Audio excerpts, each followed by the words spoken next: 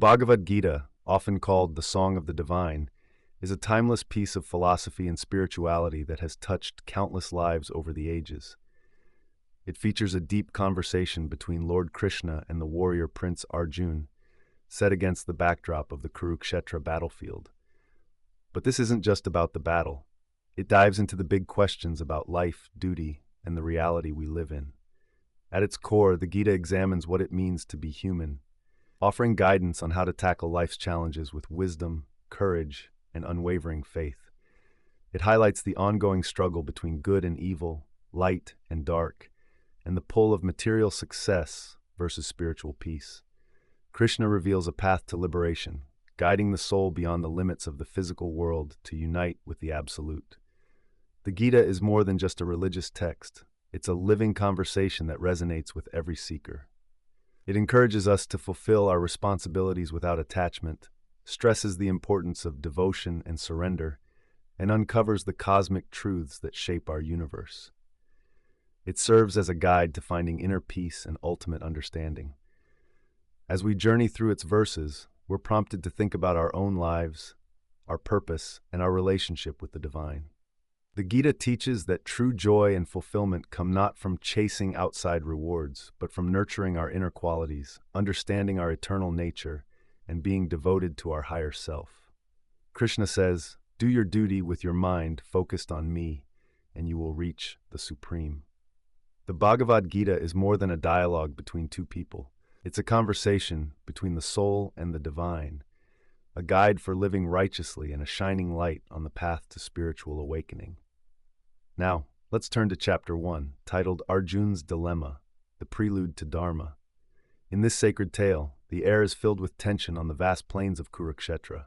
King Dhritarashtra, blind yet desperate to know what's happening, asks his charioteer Sanjay, "What's going on the battlefield? Tell me what events are leading to this great war." Blessed with divine vision, Sanjay begins to reveal the intense and fateful moments unfolding before them. The battlefield buzzes with the energy of many warriors. Their hearts race, feeling the weight of the imminent clash. From his chariot, Prince Arjun gazes across at the opposing Pandava army. He scans the ranks and spots his formidable foes: Bhima, the incredible strongman; Arjun, the unmatched archer; Yudhishthira, the unwavering protector; and Abhimanyu, the young warrior whose bravery outshines his years. With a mix of respect and concern, Duryodhana turns to his teacher Drona. "Acharya," he says, "look at this powerful Pandava army, led by your wise disciple Drishtadyumna. Their fighters are many and strong, but I find comfort in our champions, the renowned Karna, the mighty Bhishma, and others like Ashwatthama and Kripa. Together we will defeat them." Drona nods calmly, agreeing. "Yes, Duryodhana, our warriors are indeed strong. Let's trust in their resolve and our just cause." As tension rises, the armies prepare for war. The sound of conch shells blasts through the air, signaling the start of hostilities. Thousands of soldiers, chariots, and horses take their positions, shaking the ground beneath them. Brave Arjun, prince of the Pandavas, turns to Krishna, his celestial charioteer. In this charged atmosphere, Arjun speaks steadily, but with earnest curiosity. "Krishna, take our chariot to the center of the battlefield. I want to see those we're about to fight, the ones I must face in this grand war." With a gentle smile, Krishna replies, "As you wish, Arjun." Skillfully, he maneuvers the chariot between the two armies, stopping right in the middle. As they halt, Arjun surveys the battlefield, spotting many familiar faces: cousins, uncles, teachers, and friends, all ready to fight. The sight stirs a deep inner conflict, and his heart grows heavy with doubt. Arjun speaks again, his voice filled with sorrow. "How can I fight these men? They are my family, my respected elders, my dear friends. How can I raise my weapon against them? Just the thought of shedding their blood makes my soul recoil." Calmly, yet with deep wisdom, Krishna responds, "Arjun, look at the Kauravas gathered here. They are ready to fight just as you are. Remember, this is more than just a battle of flesh and blood. The battle of righteousness, or dharma, calls you as a warrior to fight for what's right, even against those you love. Remember, the soul is eternal and can't be destroyed. Arjun, rise up and meet your destiny." Arjun hesitates, caught between his duty to fight and his love for those on the opposing side. Here, on this battlefield, a deep conversation is about to unfold, one between the mortal man and the divine. Soon, Krishna will share the timeless wisdom of the Bhagavad Gita, guiding Arjun and through him, all of humanity toward righteousness and spiritual growth. Chapter 2. Arjun's crisis is where despair meets duty. In this sacred story, the battlefield at Kurukshetra becomes a backdrop not just for war, but for deep inner turmoil within Arjun. As he looks across the field, he sees the faces of his own relatives, his respected teachers, beloved uncles, fathers, sons, and brothers, all ready to fight. The sight crushes him with sorrow and compassion. Krishna, Arjun's voice shakes with emotion. How can I go into battle? How can I raise my bow against Bhishma, Drona, and all those who have guided me? They're my family, my blood. What joy is there in victory if it means shedding their blood? His hands tremble as he speaks, his strength fading. I don't want victory or kingdom or the pleasures that come with them. What's the point of a kingdom if it costs the lives of my kin? All I see is suffering and misfortune in this war, the destruction of families, the immorality that follows, the birth of unwanted children. It terrifies me. How can we, who understand the consequences, commit such a horrible sin? He pauses, tears welling up in his eyes. Then with a heavy heart, he speaks again, this time resigned. Krishna, it would be better for me to drop my weapons and let my enemies end me without a fight. I'd rather die than commit such a sin. My heart is heavy, and my mind is in chaos. I can't handle this burden. With those words, the mighty warrior Arjun lays down his bow and arrows. His resolve shatters, and he sinks under the weight of his despair.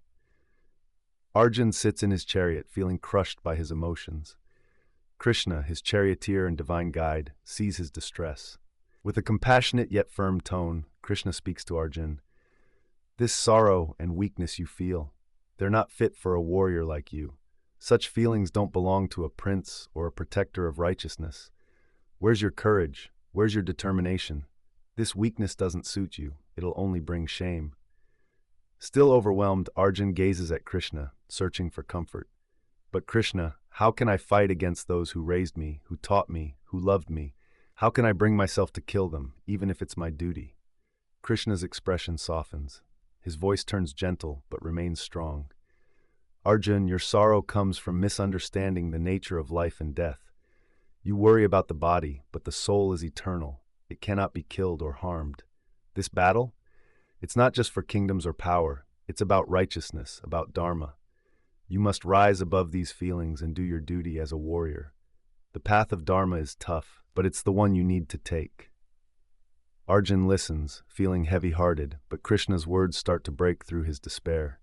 Doubts linger, but a new understanding is beginning to blossom within him. Krishna's voice remains steady. Don't give in to weakness, Arjun. Stand up and fight.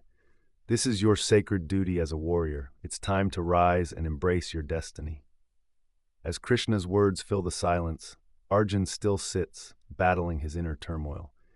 This is the start of a deep conversation between the divine and the mortal. The teachings of the Bhagavad Gita are about to unfold, guiding Arjun and all of humanity towards truth, duty, and spiritual wisdom.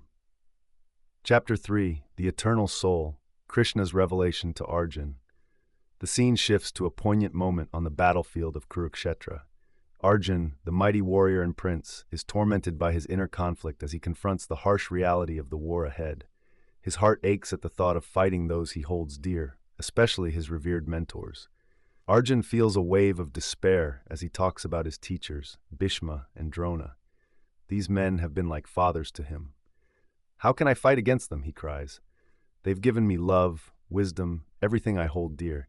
If I kill them in battle, what does victory mean? How can I enjoy a kingdom built on the blood of those I respect? His hands shake as he carries on. Even if I won the greatest kingdom, even if I ruled the earth and the skies, it would all be worthless. It would cost me too much. My heart aches with sorrow, and no matter what happens in this war, I can't shake this grief.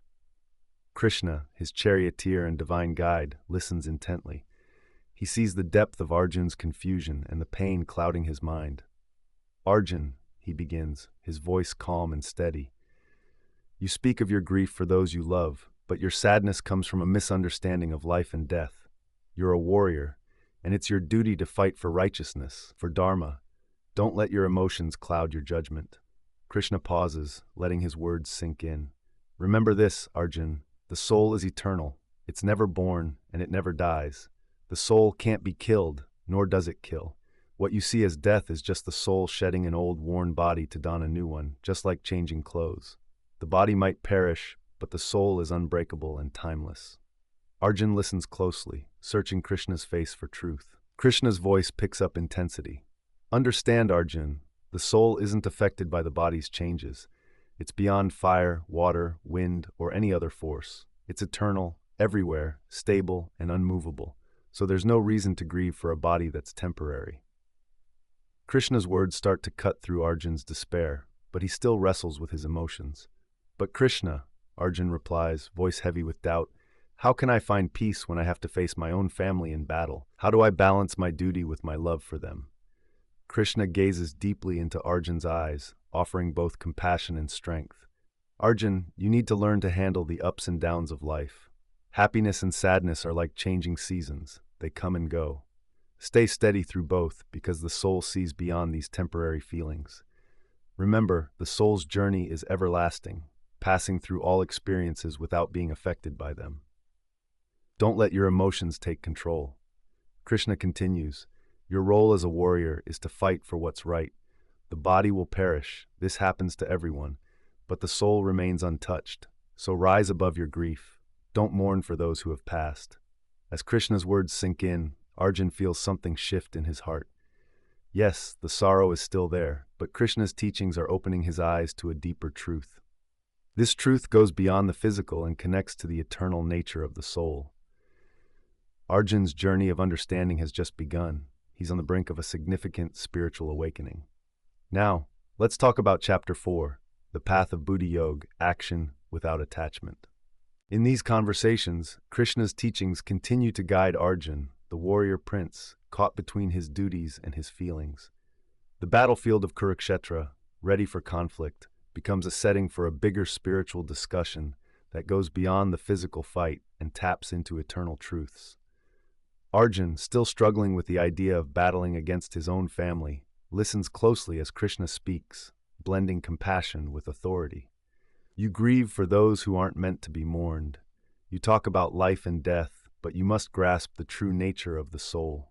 The soul is eternal, immortal, and isn't affected by death. It exists before birth, comes to life, and returns to its unmanifest state after death. So why should you cry over what's inevitable? Arjun's eyes widen in response to Krishna's powerful words, though the internal conflict doesn't fully fade. Krishna, I get what you're saying, but how can I fight this war? It feels like I'm betraying everything I care about. Krishna's gaze softens, though his tone remains firm. Arjun, as a kshatriya, a warrior, it's your responsibility to uphold what's right and protect dharma.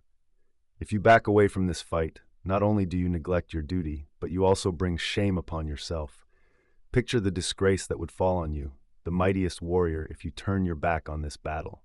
Your enemies would laugh, and your good name would be ruined for all time. Krishna takes a moment, letting this sink in, then he continues. But if you fight, Arjun, and uphold your duty, you could gain everything. If you fall in battle, you'll find a glorious place among the gods. If you win, you'll enjoy the bounties of earth and rule justly. No matter the outcome, by fulfilling your duty, you'll rise above the fears and worries clouding your mind. Arjun, still torn inside, looks to Krishna for more help. You talk about duty and honor, but I'm still so troubled. How can I balance these earthly worries with the spiritual truths you're sharing? Sensing Arjun's deep struggle, Krishna introduces a higher teaching, a path that goes beyond the clash of duty and spiritual insight. Arjun, he says, listen closely. This is the path of Buddhi Yoga, the yoga of intellect. It's a way of life that frees you from the cycle of karma, the back and forth of actions and their consequences. When you carry out your duty with a calm mind, without getting attached to the results, be it success or failure, you rise above the ups and downs of this world. This is what yoga is about, acting with intention but letting go of attachment. Stay true to your duty, yet remain free from the fears and desires that hold others back. Arjun's face begins to shift as he takes in Krishna's wisdom. You talk about a way of living that seems so far from my grasp. How can I follow this path in a world full of temptations and distractions? Krishna's voice is both soft and strong. Those with limited understanding often get lost in the thrill of worldly pleasures and flashy rituals. They chase after material gains and forget the true meaning of life. But you must rise above all this. Seek pure spiritual awareness, where your actions are guided by wisdom, not by the wish for rewards. In doing so, you will discover real peace and fulfillment.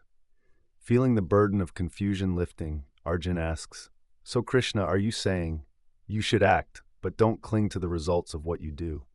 Stay focused on your duty, no matter if you succeed or fail." Krishna looks at Arjun, his eyes shining with divine wisdom, and says, "Yes, Arjun, let go of attachment, but keep acting. Do your duty with a pure heart and don't let the outcome sway you. This is the path of yoga, the path that leads to true freedom. By following this path, you'll not only take care of your responsibilities in this life, but also reach a state of spiritual liberation beyond karma." Feeling a new sense of purpose, Arjun gazes at Krishna, grasping more of the teachings from the Bhagavad Gita. They start to light up the path ahead, helping him connect his worldly duties with eternal truths. Now let's dive into Chapter 5, the path to divine consciousness, mastery of the senses, and attaining peace. In this sacred exchange, Arjun, the warrior prince, is caught in his inner turmoil, desperately seeking clarity. His heart longs to comprehend what it means to be truly grounded in divine consciousness, someone who has risen above the material world and found ultimate peace. Arjun speaks, curiosity in his voice. "You've talked about the eternal soul and the path of duty, but what's it like for someone who's firmly in divine consciousness? How do they live and move in this world? How do they find peace amidst all the chaos and distractions?" Krishna, the Supreme Lord, looks at Arjun with deep compassion. His voice carries the wisdom of ages as he responds. "Arjun, a person truly in divine consciousness has let go of selfish desires and cravings. They aren't tempted by worldly pleasures, nor do they get shaken by life's pains and struggles. Such a person is free from attachment, fear, and anger. They remain calm and steady, regardless of the challenges life throws their way." Arjun listens closely, soaking in Krishna's words like a balm for his troubled spirit. Krishna continues, "But know this, Arjun, this state of perfect knowledge isn't easy to achieve. The senses can be wild and turbulent. Controlling the mind can feel like a constant battle. It pulls us in so many directions. But those who can rein in their senses, like a tortoise pulling in its limbs, are truly wise. They can focus entirely on God and find real peace." Krishna, sensing Arjun's concern, sees the furrow in his brow. "The senses are strong, and the mind is restless," Arjun says. "How can anyone really control them? How can someone break free and gain true knowledge?" Krishna looks at him with understanding and determination. "It's true, the senses can be hard to manage, but it's not impossible. Those who stay disciplined, who keep their focus on the Supreme, can gradually gain control. It takes commitment, practice, and strong faith." His voice flows with wisdom, guiding Arjun to a deeper insight. The undisciplined person, they let their mind and senses run wild. They can't find peace. Their mind is always racing after temporary pleasures. Living that way leads to turmoil, keeping them from the real calm found in divine consciousness. "But the wise," Krishna continues, "they see things differently. What most call day, the rush of the material world, is night to them. And what everyone else sees as night, the calm, detached state of divine awareness, is day for those who are enlightened." Arjun, his eyes brightening with clarity, asks, "What must one do to find this perfect peace? How can we live free from greed, ego, and desire?" Krishna speaks gently. "The one who lets go of all material desires, who lives without greed, possession, or ego, finds true peace. They don't try to control or possess life. Instead, they're content within, discovering joy in their spiritual connection with the Supreme." When someone reaches this state, they stop worrying about life's ups and downs, pleasure and pain, gain and loss, success and failure. They live fully in the moment, absorbed in the divine, gaining a peace that surpasses all understanding. On the battlefield, a gentle breeze flows by. Arjun feels a deep change within. The teachings of the Bhagavad Gita start to untangle the confusion and sadness in his heart. A sense of inner peace and understanding begins to emerge. Chapter 6 is all about harmony, how knowledge and action coexist on the path of karma. the warrior prince Arjun finds himself caught up in a web of questions. Krishna's teachings stir up thoughts about knowledge, action, and how they guide us towards enlightenment. Arjun, feeling conflicted, hesitantly says, "You've talked about how valuable knowledge is and the wisdom of the soul, but you also emphasize the importance of action. How can both lead to the same goal? Isn't it contradictory to push for action while seeking knowledge? Please, help me understand this contradiction."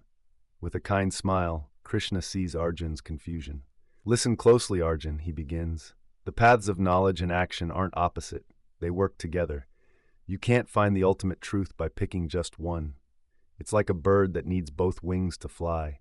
Knowledge and action are two sides of the same coin that complement each other." Arjun pays close attention, eager for Krishna's wisdom. "Remember, Arjun, all beings are driven to act, whether they know it or not. Every person, even the wise, continues to act in this world, but they do it without attachment, without craving for personal gain. They act as a sacrifice to the divine, as an offering to God.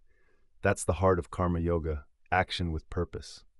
Still thinking it over, Arjun asks, "But Krishna, if knowledge is the superior path, why should we even act? Why not just renounce everything and chase wisdom?" Krishna's eyes shine with insight. "Arjun, giving up action isn't the same as letting go of desires. True renunciation means letting go of attachment to what comes from action, not the action itself. This world needs action to thrive.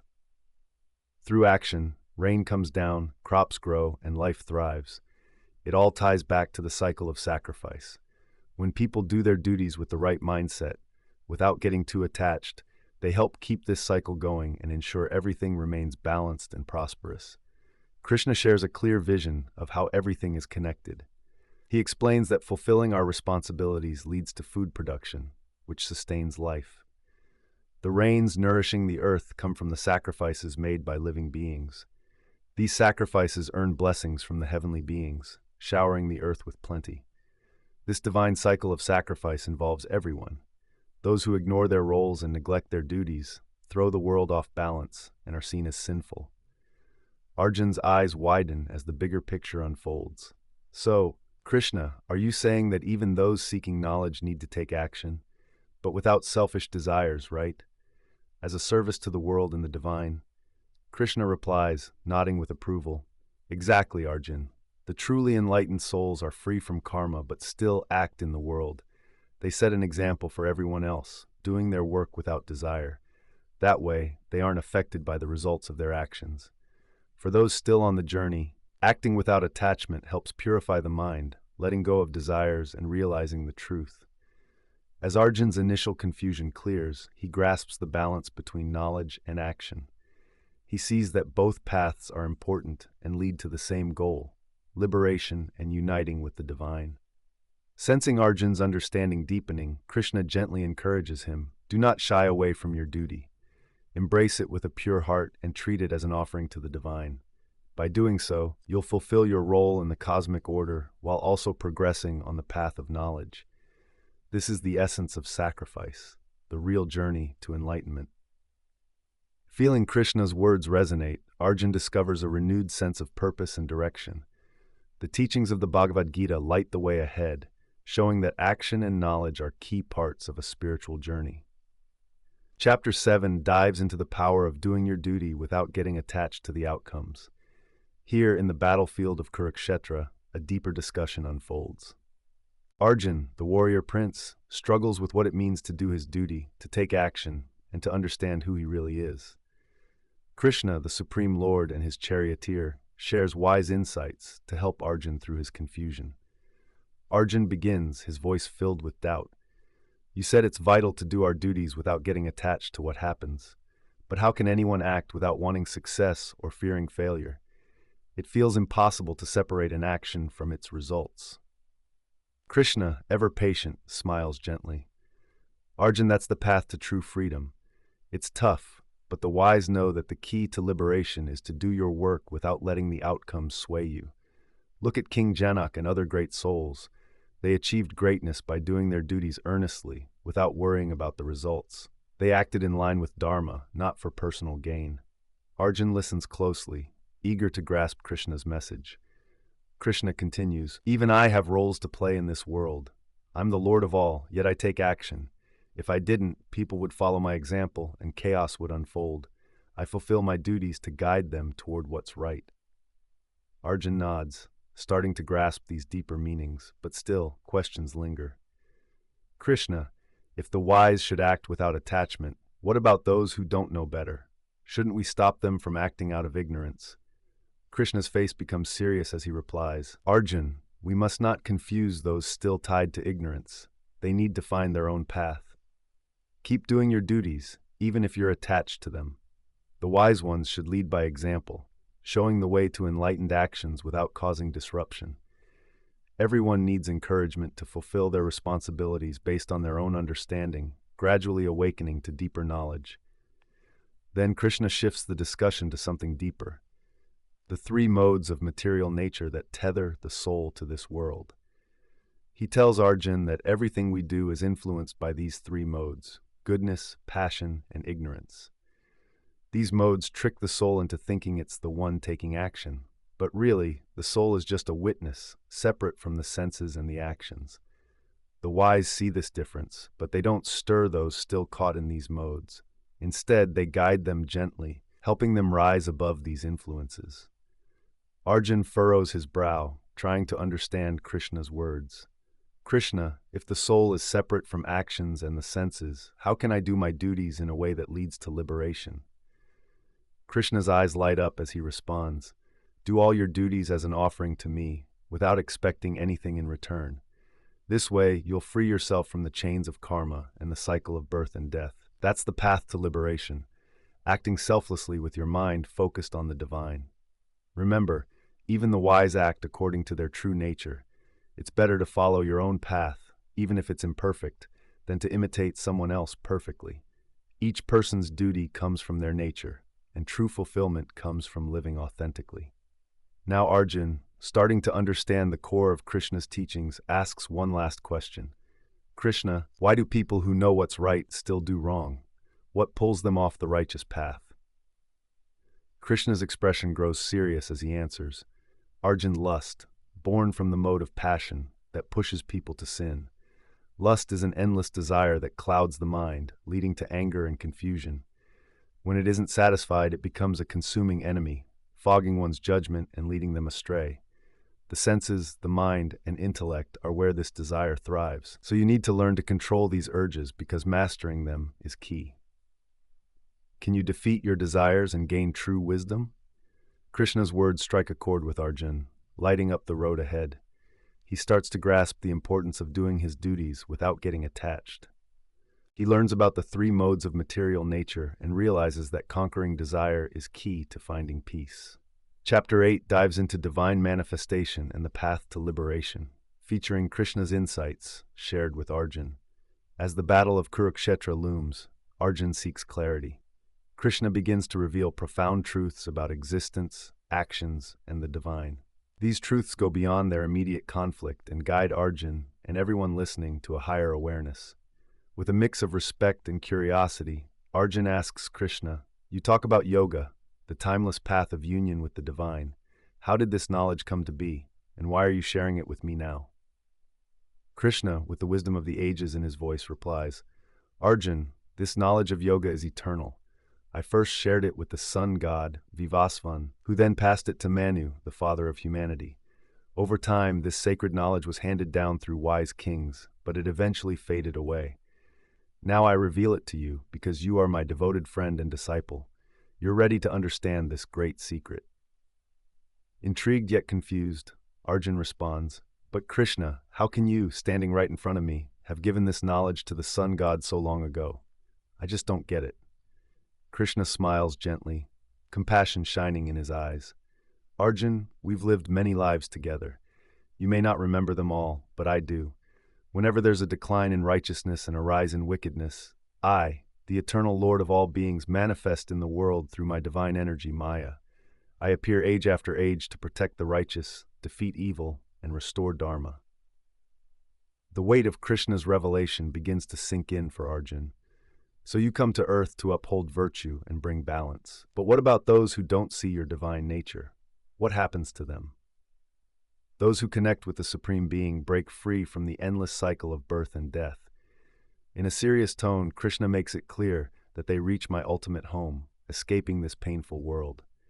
Saints, sages, and kings have paved this path before you, Arjun. Arjun wonders aloud, how can one achieve liberation? What must I do to escape this material existence? In reply, Krishna shares an important lesson about action.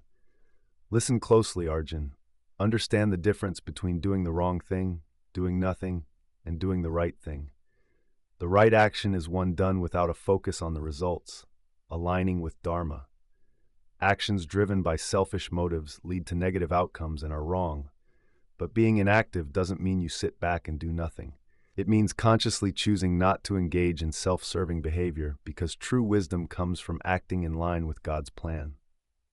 Krishna pauses for a moment, allowing Arjun to grasp the weight of his words. Then he resumes, emphasizing that the higher self, the strength of the soul, needs to control the lower self, which consists of our senses, mind, and intellect, to break free from material ties. This requires self-control, awareness, and unwavering devotion. The biggest foes of the soul are desire and passion, born from our interactions in the physical world. They bring suffering, cloud judgment, and bind the soul to life and death. Arjun listens intently, his eyes widening as he absorbs these deeper truths. But Krishna, how do I conquer these powerful desires? How can the higher self overcome the lower self? With a voice that balances firmness and gentleness, Krishna provides guidance. The secret, Arjun, is to master your senses. Just like a tortoise retracts its limbs into its shell, you must withdraw your senses from material distractions and keep a spiritual view. Fulfill your responsibilities, but do them as an offering to me, without thoughts of reward or punishment. This approach will cleanse your heart and mind, helping you rise above the lower self and uncover your higher self. The wise act according to their true nature, but they do so without selfish motives. They understand that their true self is separate from the body and mind. They serve as instruments of a higher purpose. You can live in this world and not let it affect you by maintaining this awareness. This awareness frees them from the chains of karma. As the calmness of the battlefield echoes with Krishna's words, Arjun feels a new sense of purpose and clarity. The teachings of the Bhagavad Gita are not just abstract ideas. They're a guide to a life of virtue, restraint, and devotion that eventually leads to the liberation of the soul. Now, let's dive into Chapter 9, the wisdom of detached action. Here, sacrifice and the power of divine knowledge come into play.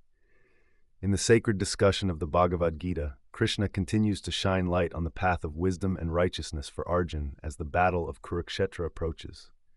Their conversation shifts to action, sacrifice, and letting go of worldly attachments.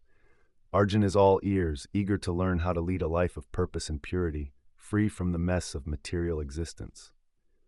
Krishna, he starts, his voice filled with curiosity, you've talked a lot about acting without attachment, but what does it really mean to do things without wanting rewards? How can I be in the world and still not be swayed by its joys and sorrows? Krishna, calm and wise, replies, Arjun, those who act without clinging to material pleasures or worrying about the outcomes are the truly wise ones. They've mastered their actions. They don't act out of selfishness. They act from a sense of duty and devotion. These individuals leave behind expectations. They don't see their actions as theirs to claim, so they're not trapped by results. Their minds are rooted in divine knowledge, and they view every action as an offering to the Supreme. Taking in Krishna's words, Arjun asks, but Krishna, how can someone keep this mindset? How can I navigate the world with all its temptations and trials while staying detached? With compassion in his eyes, Krishna responds, the key lies in understanding that everything around us is temporary. Wise people don't hold on to fleeting pleasures or fear passing pains.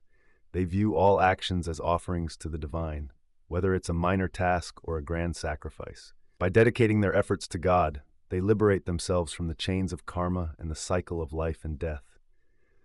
Krishna's voice deepens, becoming more thoughtful. Arjun, there are various kinds of sacrifice. Some people hold back their senses, while others give away their wealth to those in need. Some practice austerities to discipline their bodies and minds, while others let go of their ego, surrendering to the divine. All these sacrifices, when done with the right mindset, lead to purification and spiritual growth. Arjun listens closely, opening his mind to the deep truth Krishna shares. You talk about sacrifice as a way to purify oneself, but just how crucial is knowledge in this process? Krishna's expression turns serious as he stresses the importance of knowledge. Arjun, knowledge is the highest form of sacrifice. Those who perform sacrifices with the understanding that all actions serve the divine achieve true freedom. This knowledge burns away the impurities of the heart and mind, freeing one from the karmic chains that tie the soul to the cycle of rebirth. Even the worst sinners can cross the sea of material existence by embracing divine knowledge. Moved by Krishna's words, Arjun asks, "But Krishna, how does one gain this knowledge? How can someone weighed down by ignorance find the light of wisdom?" Krishna's tone is both gentle and firm as he responds, "Arjun, you can attain this knowledge through sincere devotion, self-discipline, and the guidance of a wise teacher. Approach those who know the truth with humility. Ask them questions and serve them with a pure heart. In return, the knowledge will be revealed to you. When you see all beings as part of the divine and recognize that the soul is eternal, beyond the material world, you will break free from all illusions and fears." Krishna pauses, allowing his words to sink in. Those who have gained this wisdom see the divine in everything. They act without attachment. When people act selflessly and without seeking attention, their deeds are like the wind, moving forward but leaving no trace. By living this way, they rise above life's ups and downs, finding peace, joy, and freedom. As Krishna's teachings sink in, Arjun feels a monumental change in his perspective. He starts to view his journey not as a heavy burden, but as a sacred responsibility, a way to serve the divine and cleanse his spirit. In Chapter 10, titled The Path of Devotion in Action, Arjun, still wrestling with his duties, asks Krishna for more clarity on how to achieve liberation. The battlefield of Kurukshetra, where this timeless dialogue happens, serves as the setting for deep questions about life, duty, and spiritual growth. Arjun speaks up, his voice wavering. "You've talked about different paths, renunciation, which you call sannyas, and action with devotion, known as karma yoga. I'm really confused. Which path is better? Should I give up all actions to find peace, or should I keep working with devotion? I need your guidance." Krishna, calm and wise, replies, "Arjun, both paths, sannyas and karma yoga, lead to the ultimate goal of realizing the self and finding freedom. However, for most people, karma yoga is more effective. It lets you be part of the world while also purifying your mind and senses. You can achieve self-realization without giving up your life's responsibilities." Arjun listens carefully, his confusion starting to fade. But he asks, "Krishna, how can someone act without getting caught up in the results? Isn't it natural to want success and to fear failing?" Krishna smiles gently, understanding where Arjun is coming from. "Arjun, the trick is to carry out your tasks without clinging to their outcomes. Those who truly understand, through faith and practice, know that the soul is everlasting and beyond the physical body. They act with the mindset that everything they do is an offering to the divine. They don't get rattled by success or failure, praise or blame. By dedicating the outcomes to God, they free themselves from the hold of karma, untouched by wrongdoing." Krishna's words carry a deep spiritual message. He explains that those who lack faith and knowledge and are stuck on the results of their actions end up suffering. They get caught in a cycle of desire and dislike, leading to unhappiness in this life and the next. Without divine guidance, they can't find true peace or joy. Arjun thinks deeply and asks Krishna, "How can I build this faith and knowledge? How can I, who still struggles with doubts, become a wise sage who sees the soul in everyone and stays above sin?" Krishna looks at him with compassion and shares the wisdom he needs. "Arjun, faith and knowledge come from regular practice, devotion, and the help of a spiritual teacher. Do your duties knowing you aren't the doer, but just an instrument of the divine. By letting go of the results of your actions and surrendering them to God, you'll cleanse your heart and mind. This is the essence of karma yoga, acting without attachment and pouring your heart into your work for self-purification." Krishna speaks with a voice full of authority. A true sage recognizes the divine spark in all beings. They see that the soul is the same in everyone, whether they are rich or poor, friend or foe. Such a person remains untouched by life's ups and downs, joy and sorrow, success and failure. They live in this world, but aren't swayed by it. Their actions are offerings to the divine, freeing them from the cycle of birth and death. Feeling clearer and more purposeful now, Arjun asks, if I follow Karma Yoga, doing my duties without attachment and offering everything to you, will I overcome the doubts and fears in my heart? Krishna, serene and reassuring, nods. Yes, Arjun.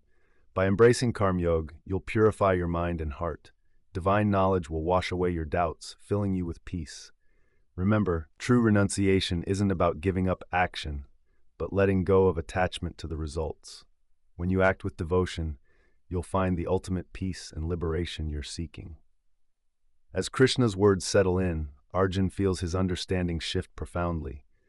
The teachings of the Bhagavad Gita start to clear away the clouds of doubt, showing us a clear path of action rooted in devotion. This is the road to self-realization and ultimate freedom. In Chapter 11, titled The Path of Dhyan Yoga, Union Through Self-Mastery and Divine Knowledge, the essence of the Gita unfolds during a deep conversation between Krishna and Arjun on the battlefield of Kurukshetra. Here, Krishna shares the profound insights of Dhyan Yoga, also known as Atma Samyam Yoga. He unveils the deep truths about meditation, self-control, and true liberation. Arjun, eager to learn, turns to Krishna and asks, you've talked about the importance of yoga and connecting with the divine, but how does one really achieve that? How do we rise above the illusions of this world and find the endless joy you speak of? With boundless patience and wisdom, Krishna begins to explain. Arjun, understand this. I, the Supreme Lord, do not create actions or their outcomes. The beings in this world are often lost in ignorance, which clouds their vision and traps them in the cycle of birth and death. But those who let the light of divine knowledge shatter their ignorance will see the truth. They won't be misled by the illusions of the material world. Arjun listens intently, his heart and mind fully engaged. Krishna, you mentioned those who have broken free from ignorance. What helps them see the truth so clearly? With a calm yet authoritative voice, Krishna responds, Arjun, it's through firm faith in God, an equal perspective towards all beings, and self-realization that one breaks free from material existence. Those who see me in everyone and everyone in me are genuinely enlightened. They are no longer tossed around by life's dualities, pleasure and pain, gain and loss, praise and blame. Instead, they unite with the divine, and that connection brings endless happiness. Krishna continues, the pleasures from sense objects are fleeting and often lead to suffering. They distract us and keep us stuck in the cycle of birth and death. True yogis are those who can manage their desires and anger, mastering their senses before leaving their bodies. They live in this world, but they are not of it. True happiness doesn't rely on outside things. It comes from deep within, through a connection with the divine.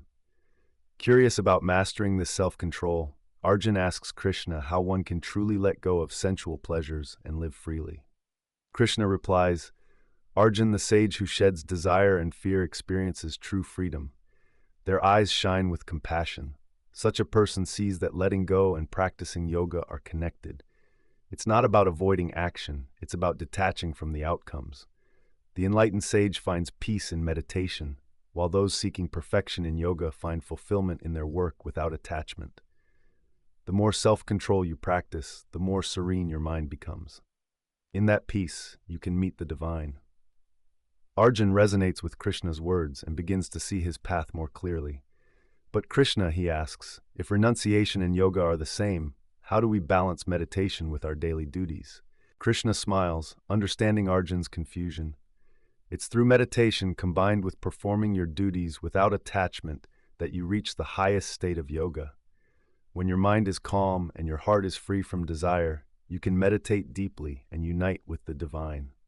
In this state, your soul isn't disturbed by the outside world and can feel the eternal peace and joy of being one with God. As Krishna's teachings wash over him, Arjun feels his doubts and fears lighten. He realizes the path of yoga isn't about giving up the world, but about discovering inner peace and a connection to the divine through disciplined action and meditation. Chapter 12, Mastering the Mind, the path to inner peace and divine union through yoga. In this sacred dialogue of the Bhagavad Gita, Krishna unfolds the deeper aspects of yoga, guiding Arjuna through the challenges of mastering the mind and achieving true spiritual discipline.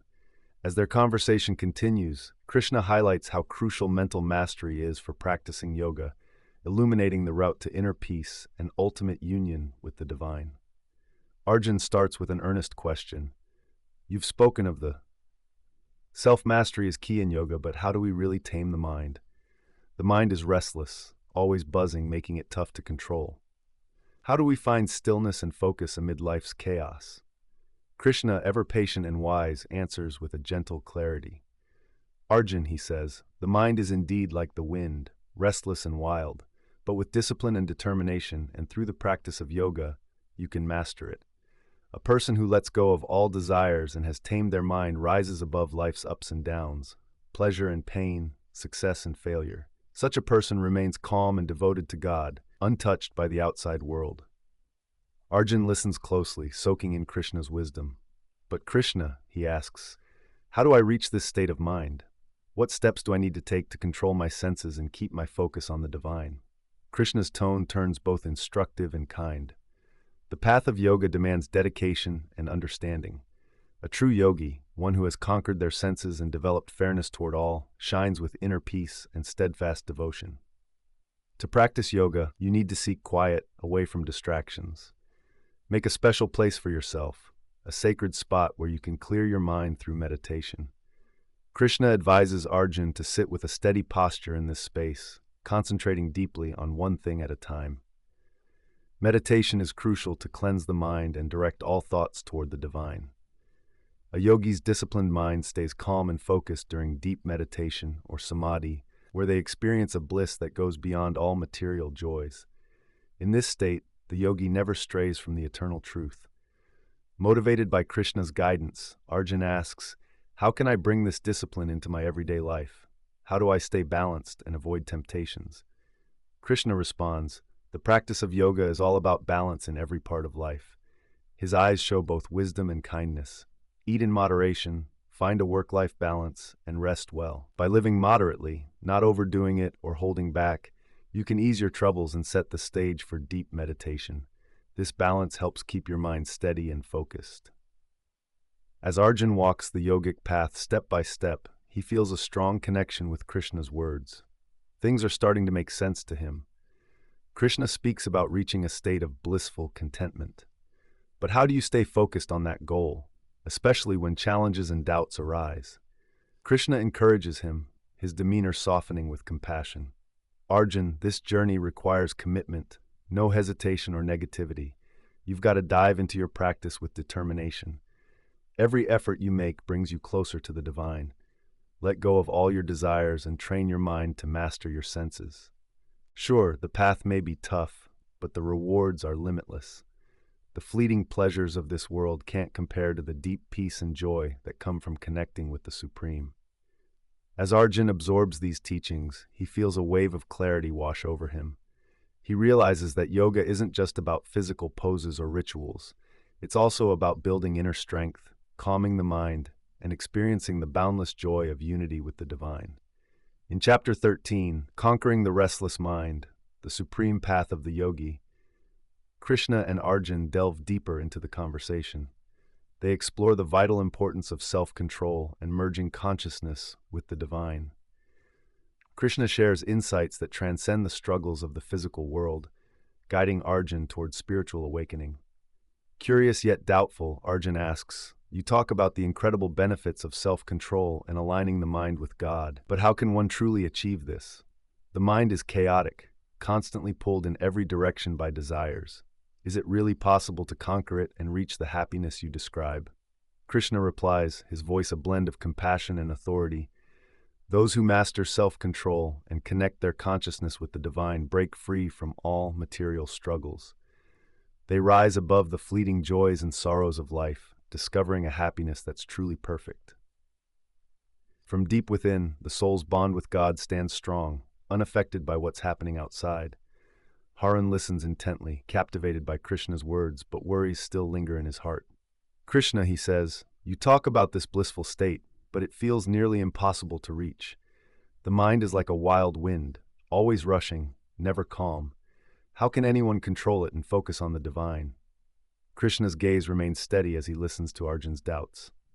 It's true, Arjun. The mind can be restless and tough to manage. It's powerful and unpredictable, just like that wild wind.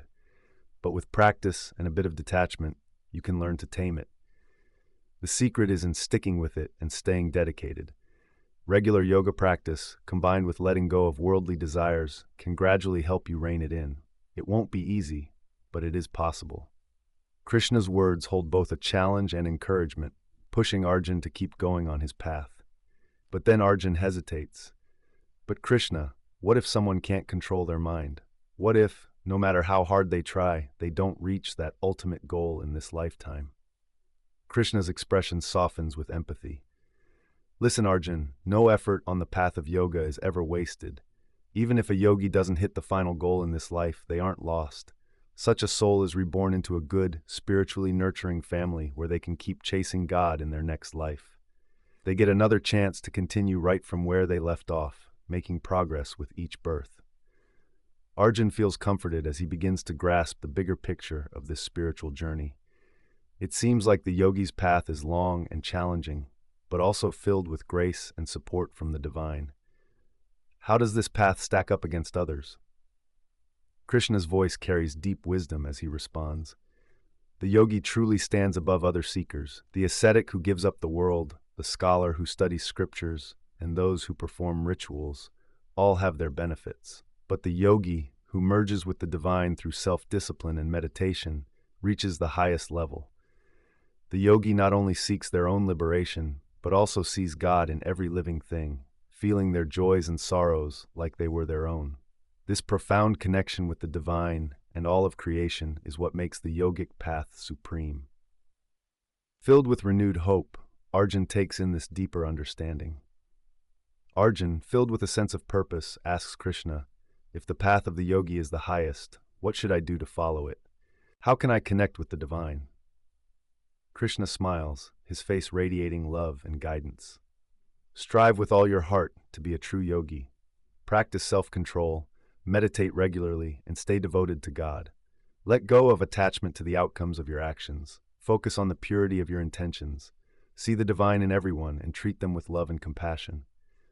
By living this way, you'll progress on the yogic path, and eventually, you'll achieve the ultimate bliss and liberation.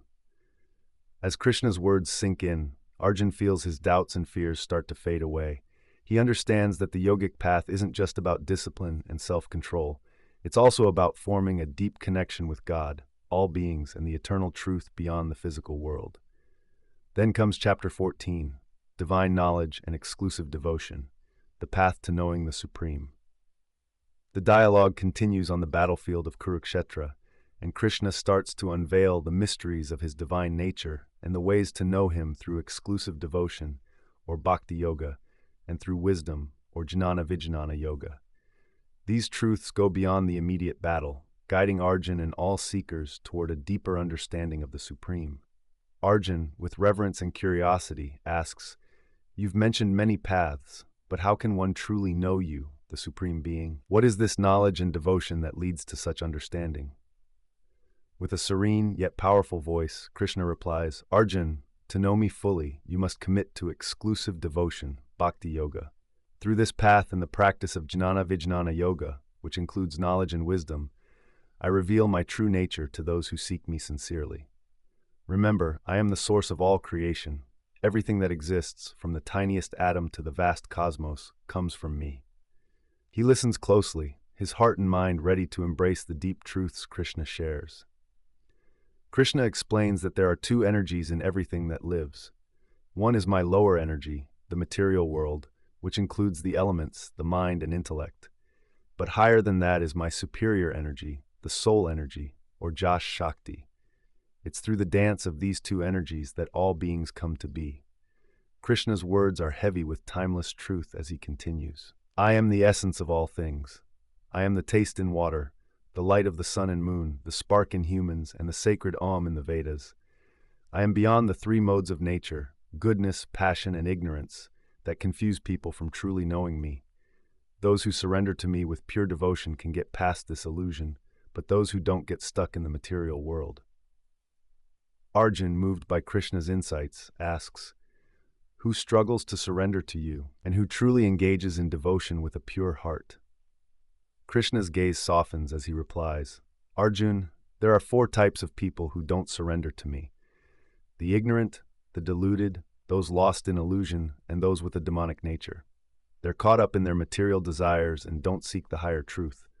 On the flip side, there are 4 kinds of pious folks who engage in my devotion: those in distress, those in search of knowledge, those seeking wealth, and those who love me purely. Among them, those who worship me with knowledge, remaining steadfast and devoted, are the highest." With deep compassion, Krishna continues, "Those who surrender to me are indeed noble, but those who make me their ultimate goal through the path of knowledge are just as dear to me as my very self." After many lifetimes of spiritual practice, a soul with knowledge surrenders to me, seeing that I am the ultimate truth. Such a soul is rare and precious. Filled with awe and understanding, Arjun asks, "What happens to those who chase after material desires instead of spiritual knowledge? How do they connect with you?" Krishna's response is wise and insightful. "Arjun, those driven by material desires often worship celestial gods, seeking. People chase benefits they think come from the gods, but really, it's me who makes those things happen based on their wishes. These benefits are short-lived and won't lead to true freedom. Real freedom only comes through devotion to me." Krishna's teachings start to light the way for Arjun, showing him how crucial devotion and knowledge are for reaching the ultimate goal. Krishna talks about meditation and self-control as ways to know me better. When you meditate, your mind finds peace. With self-control, your senses calm down, allowing your soul to connect with me deeply. These practices, paired with devotion, bring you to the highest understanding of my divine nature. As Krishna's words resonate within him, Arjun feels his doubts and confusion fading away. He starts to view devotion and knowledge not just as ways to comprehend the divine, but as the very core of life itself. In chapter 15, Arjun seeks deeper truths about existence, turning to Krishna with questions about ultimate reality, the self, and the essence of actions. With the battlefield tension all around them, their conversation dives into the biggest mysteries of life and the universe. Arjun speaks earnestly, asking, "I want to grasp what absolute reality is, what the individual soul really is, and what our actions mean. What is Brahman? What is Adhyatma, the individual self? And what is karma, the actions we take?" Krishna, full of wisdom, listens to Arjun with kindness. His voice is calm as he explains, "Arjun, Brahman is the supreme, unchangeable reality that exists everywhere. It's eternal and beyond the physical world. The individual soul, or Adhyatma, is your true self, the eternal essence inside you, separate from your body and mind. Karma refers to the actions of living beings, driven by desire and duty."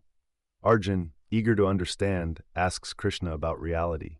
"You've shared so many insights," he says, "but what about the physical world? And what's your role as the Lord of Sacrifices?" Krishna's eyes light up with divine energy as he responds. "Arjun," he explains, "the physical world is called Adut. It includes everything material, all that will perish. Now, the universal form of God which governs everything is known as Adida. It's the divine essence that fills all of existence. And me, I am Adna, the Lord of all sacrifices. I'm in everyone's hearts, witnessing their actions and guiding them toward righteousness." Krishna's words touch Arjun deeply, helping him see the connections in all life. But a question still troubles him.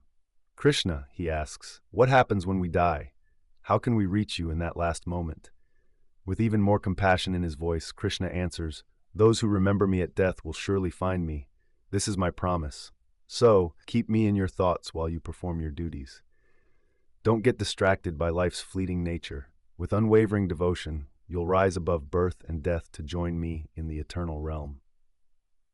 Krishna then shares more about his vast nature. "I know everything. I've been here since before time began. I'm subtler than anything you can grasp, yet I support and sustain the universe. Those who meditate on me with a steady mind and a devoted heart will find the highest truth." Moved by this, Arjun asks, "How do I unite with you? What should I do to keep my mind and heart focused on you?" Krishna gives him both practical advice and profound wisdom. Arjun, through focused practice and yoga, you can find me. Control your mind, restrain your senses, and concentrate solely on me. Let go of desires and attachments that tie you to the material world. In deep meditation, where your thoughts dwell on my divine presence, you will overcome every hurdle and reach the highest state. Krishna's words spark a sense of purpose in Arjun. He starts to grasp that liberation isn't just about actions or rituals. It's about the state of your mind and heart. It's about staying connected to the divine, even when life gets tough. Chapter 16 dives into the theme of devotion and the ultimate goal of life.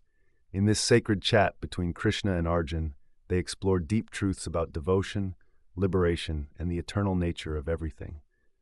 As they talk, the battlefield of Kurukshetra fades away, and the focus shifts to life's supreme goal. Arjun, filled with respect and curiosity, asks Krishna about reaching this ultimate destination. He wants to know what this path is really like and what happens to those who devote themselves fully to Krishna. With a calm and powerful voice, Krishna replies, "Arjun, those who think of me with pure devotion can easily reach me. Their minds are focused on me, their hearts solely devoted, and they want nothing else. Once they find me, they won't be reborn in this world full of suffering. The material world is all about birth and death, but my home is beyond that. When a soul enters my eternal realm, there's no more rebirth. It's the perfect destination, free from pain and filled with everlasting bliss." Arjun listens closely, captivated by the promise of eternal liberation. He asks Krishna, "What's this eternal realm like? How is it different from our world, which is always changing?" Krishna answers, "The universe goes through endless cycles of creation and destruction. The truth shines brightly in my eyes. Everything in this physical world is temporary. It's all about birth, growth, decline, and death. Beyond this visible world is an unchanging reality. That's the ultimate goal, the real truth beyond what we see and what we can't see. In that place, there's no time or space. The soul is timeless. Forever united with God. That's the ultimate goal for those who grasp the mystery of the two paths. One path is dark, leading to reincarnation. The other is light, leading to liberation." "Krishna, can you explain these paths to me?" Arjun asks, eager for clarity. Krishna responds with kindness and wisdom. "Arjun, the path of light is made of knowledge, devotion, and righteousness. Those who walk this path keep their hearts and minds focused on the divine. They practice self-control, meditation, and serve others throughout their lives.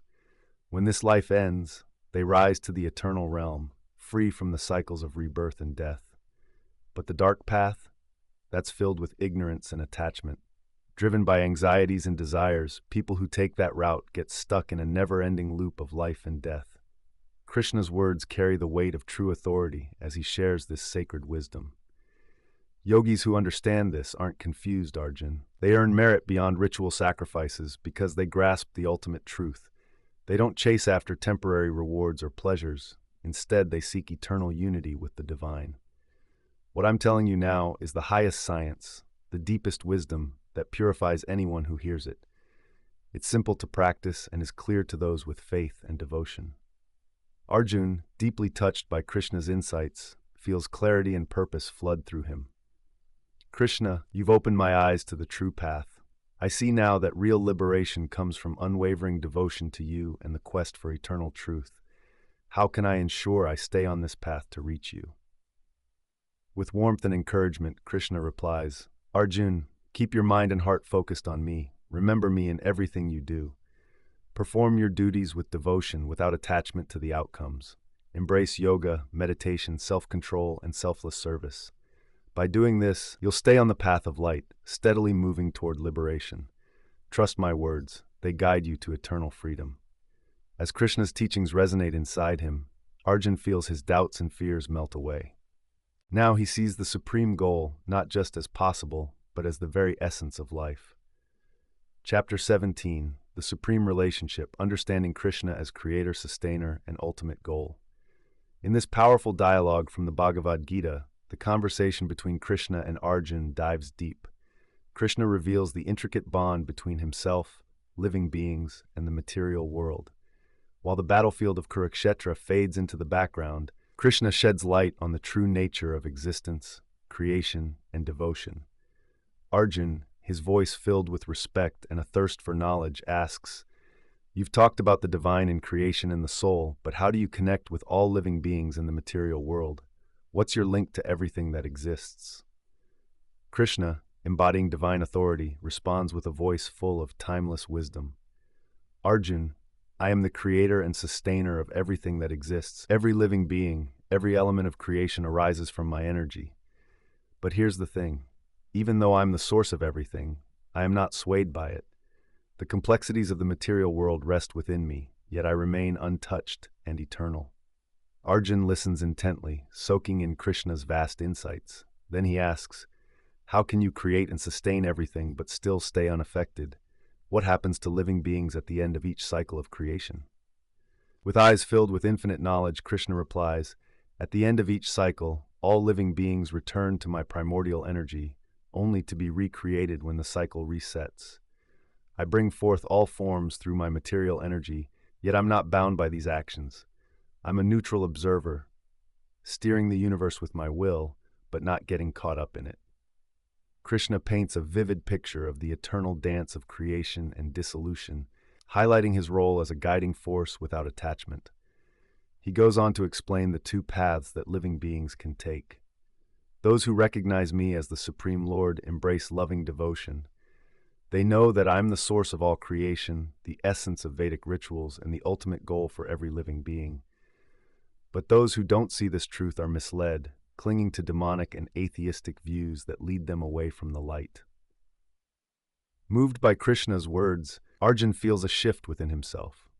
Arjun, curious about those who follow Vedic rituals, asks Krishna how they fit into this understanding. Don't they also seek the divine? Krishna's reply is gentle yet firm. "Arjun, those who stick to Vedic rituals are chasing pleasure in heaven. They aim for temporary rewards. Sure, they get to enjoy the joys of the heavenly realms, but eventually they come back to earth, caught in the cycle of birth and death." He continues, "But those who give their hearts and minds completely to me, those who surrender in loving devotion, are taken care of by my grace. I make sure they have everything they need and shield them from their fears." Arjun, feeling the depth of Krishna's love for his devotees, probes further. "What about those who worship other gods?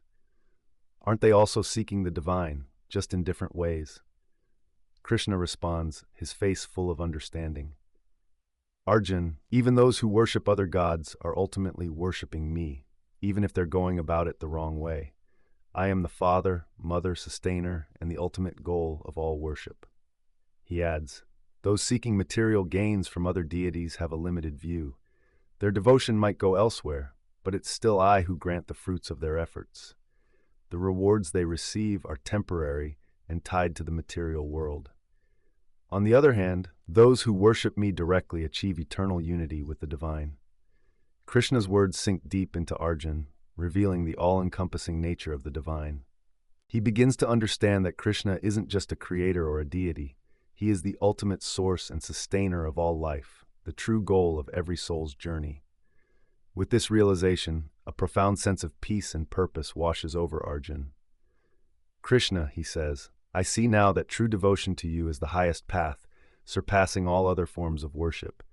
You are the source of everything, and surrendering to you is the way to reach the supreme goal of life." Krishna smiles, radiating love and wisdom. "You've got it, Arjun. Stay true in your devotion. Do your duties with your mind focused on me, and you'll find the highest truth. Remember, I'm always with you, guiding and protecting you on your journey to liberation." And so they move into Chapter 18, Unwavering Devotion, the path to Krishna's divine embrace. In the sacred conversation of the Bhagavad Gita, Krishna reveals deep truths about himself and the way of devotion to Arjun. Even though the battlefield at Kurukshetra is filled with the chaos of war, it becomes a space for profound spiritual understanding. Krishna conveys ultimate wisdom about devotion, sacrifice, and the true essence of the Supreme. Arjun, filled with respect and a strong desire to learn, asks, "You've talked about the importance of devotion and how offering our actions to you matters. But how can we truly please you, the Supreme Lord, and what happens to those who don't see your divine nature?" Krishna, radiating divine love and wisdom, replies in a calm and reassuring manner, Arjun, know that I am the true enjoyer and the sole lord of all sacrifices. Those who don't see my divine nature and get lost in worldly illusions will keep going through the cycle of rebirth. But my devoted followers who surrender to me with pure hearts will come to me, free from rebirth's chains. Krishna's words are packed with timeless truth. He continues, "It's not the grandeur of the offering that matters to me. Whether it's a simple leaf, a flower, fruit, or even water, if it comes with commitment, I cherish it. What truly satisfies me is the sincerity behind the offering. So, dedicate all your actions to me, no matter how big or small, and you'll be freed from the burdens of good and bad results." Arjun listens intently, touched by Krishna's emphasis on devotion and the simplicity of divine love. He asks, "You say to dedicate all actions to you. How can we live in a way that every act becomes an offering, freeing ourselves from the dualities of this world?" Krishna looks at him with compassion and offers guidance. "Arjun, perform all your duties with your mind and heart focused on me. Whether you eat, sacrifice, or give to charity, do it as an offering to me. By doing so, you'll rise above life's dualities, pleasure and pain, success and failure. You'll remain steadfast in your devotion, untouched by the outcomes of your actions, and you will come to me, the Supreme." Arjun feels the teachings settling in, bringing him clarity and purpose. Yet another question bubbles up inside him. "Krishna," he asks, "you talk about seeing all living beings as equal, but what about those who have sinned or lost their way? Can they still reach you?" Krishna replies, his voice dripping with kindness. "Arjun, I treat everyone the same. I don't judge anyone by their past mistakes. Even the most sinful person who turns to me with a genuine heart is seen as righteous. They're on a path of redemption and will definitely reach the highest destination. Anyone who seeks refuge in me, no matter their background, race, gender, or caste, is welcome in my eternal home. My love and grace are open to all who sincerely search for me." Krishna's words fill Arjun with hope, showing him the vastness of divine love. Overwhelmed with gratitude, Arjun asks, "Krishna, you've shared so much. How can anyone truly grasp your glory and power? How can I, as your devotee, unite with you fully?" Krishna smiles, radiating love and wisdom. "Arjun, I am the source of everything, the start, the middle, and the end. Those who know my glory and understand my divine powers become united with me through firm devotion. Souls who think of me constantly, see me in everything, and dedicate their lives to my service are never apart from me. I'm always with them, guiding and protecting them on their journey to the highest destination." As Krishna's teachings sink into him, Arjun finds peace and determination. He realizes that the path to the divine isn't about grandeur or complexity. It's about sincere devotion, humility, and acknowledging Krishna's all-encompassing nature. Chapter 19, The Revelation of Divine Opulence. It's about Krishna's infinite manifestations.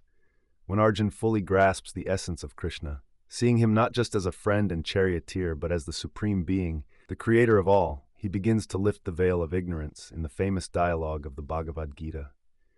As he feels the immense presence guiding him, Arjun's heart swells with awe and respect.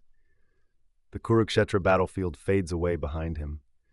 With a mix of humility and deep understanding, he says to Krishna, "Now I see you for who you really are. You are the supreme being, the creator of everything, the Lord of all life. You're beyond this world, and even the wisest sages can't fully grasp your nature. Your presence fills the universe, and your greatness knows no limits." Krishna, shining brightly, listens and smiles. Arjun continues, "But Krishna, I want to know more. Tell me of your magnificent forms and wondrous aspects. How do you reveal yourself in this world? I wish to deepen my devotion and understanding of your vast greatness." As Krishna begins to speak, Arjun's gaze meets his, filled with deep wisdom and compassion. Krishna says, "Yes, Arjun, I am the source of all creation, the beginning, the middle, and the end of everything. No one can truly grasp the full extent of my divine greatness, but I will share some of my forms with you, so you can reflect on my magnificence and understand my presence better." Krishna's voice resonates strongly as he starts to describe his manifestations. "Among the Adityas, I am Vishnu.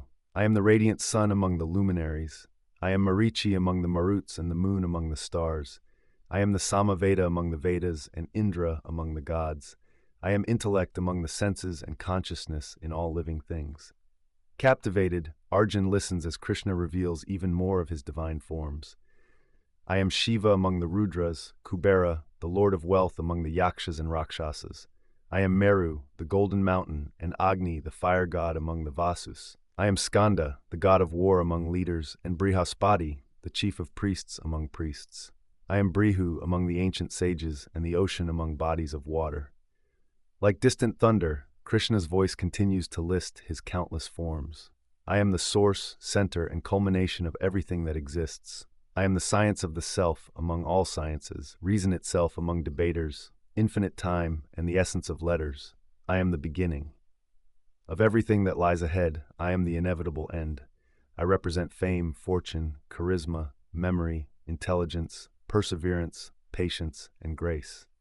After hearing these heavenly truths, Arjun feels Krishna's presence in every part of life. He understands that everything is a reflection of the Supreme Lord, no matter where or what it is. I am the Supreme Soul living in everyone's heart. I am the start, the middle, and the finish of all that exists. Krishna speaks with the wisdom of ages. I am the lion, the king of all beasts. I embody the strength of those without love and devotion. I am Garuda, the mighty bird, the wind that cleanses. I am Rama, the sword wielder, and I am the Ganges river. I am the beginning, middle, and end of all living creatures. Krishna pauses, letting Arjun take in the weight of these words. Then, with a gentle yet powerful voice, he finishes. Arjun, why do you need every detail?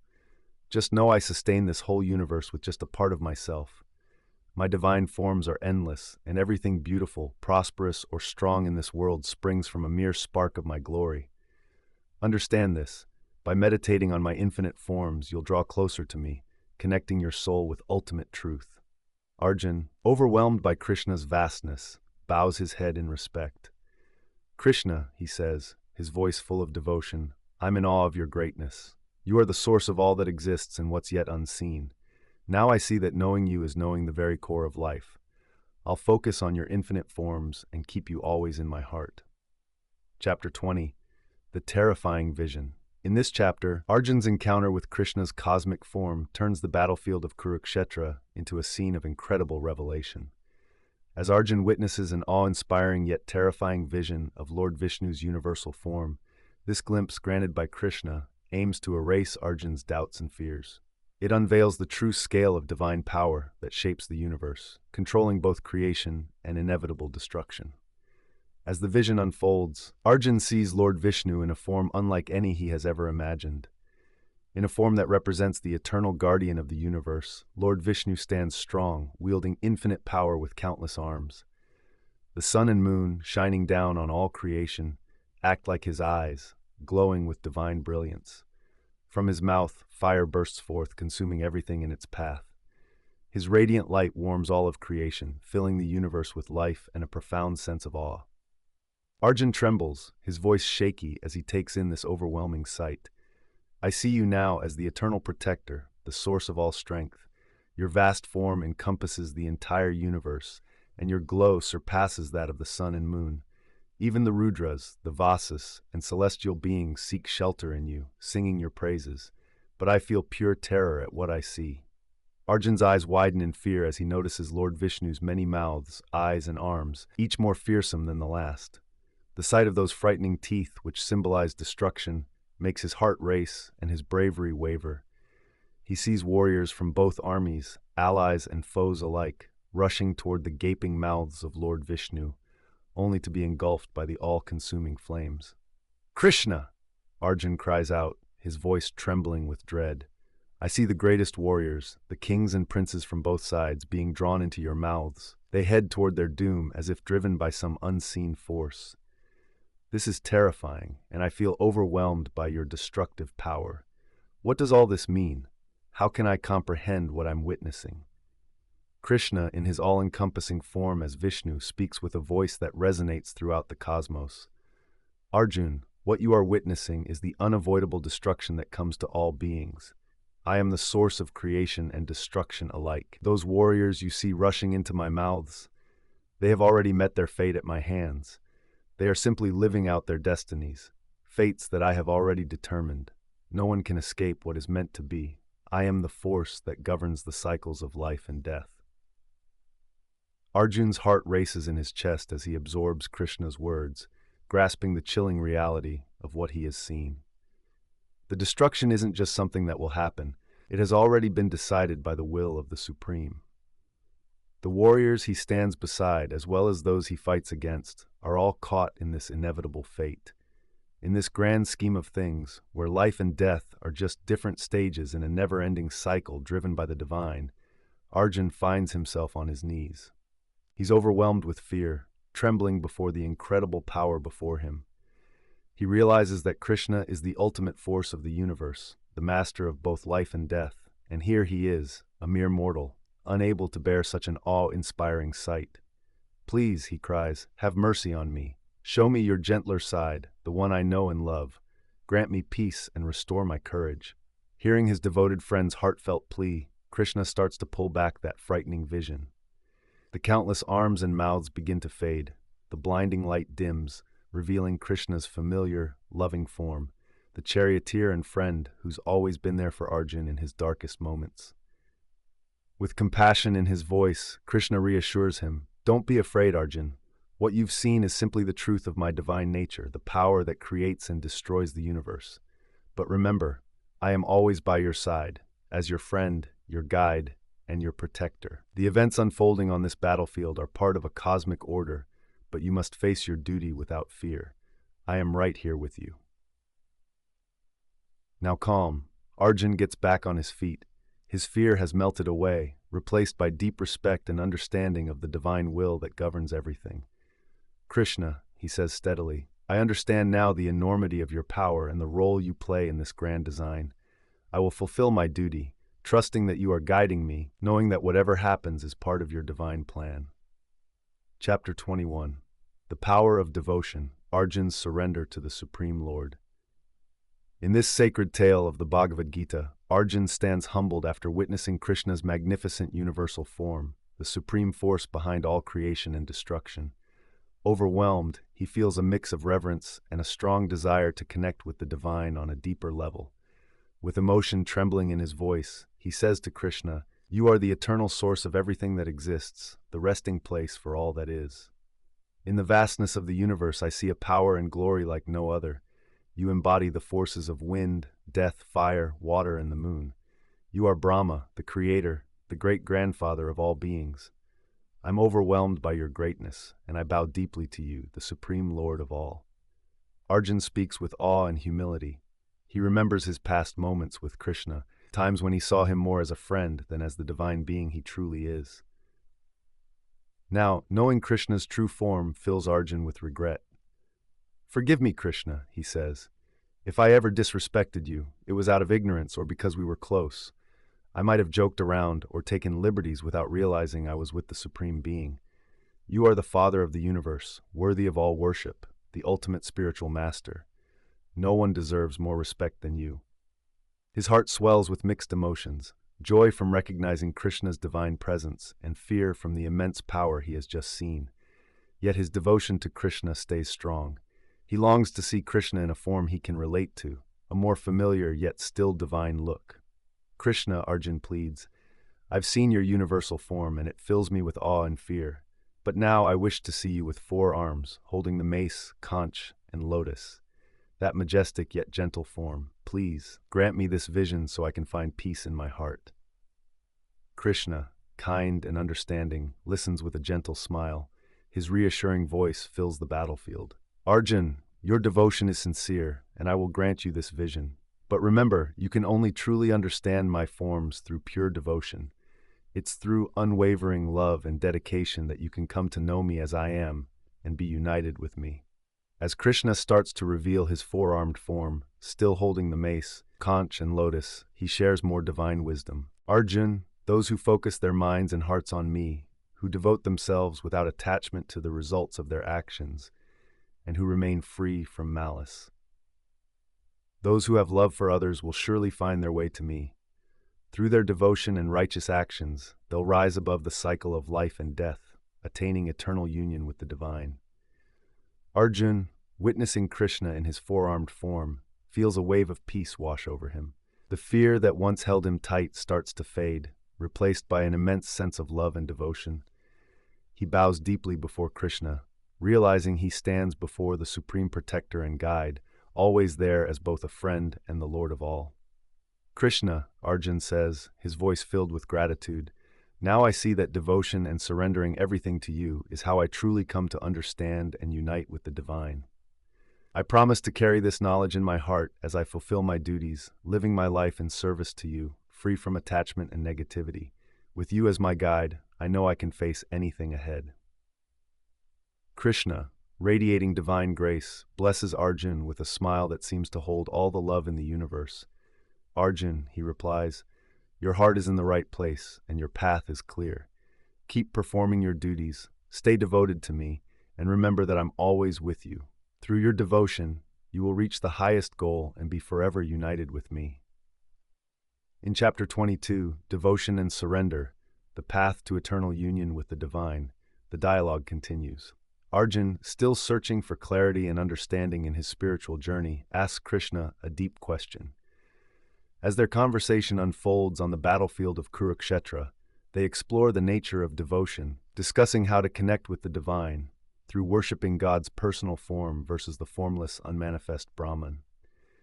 Filled with sincere curiosity, Arjun asks, I want to understand devotion better. Among those who worship you in your personal form and those who connect with the formless Brahman, which path is better in yoga practice? How can I align my mind and heart to reach the highest spiritual goal?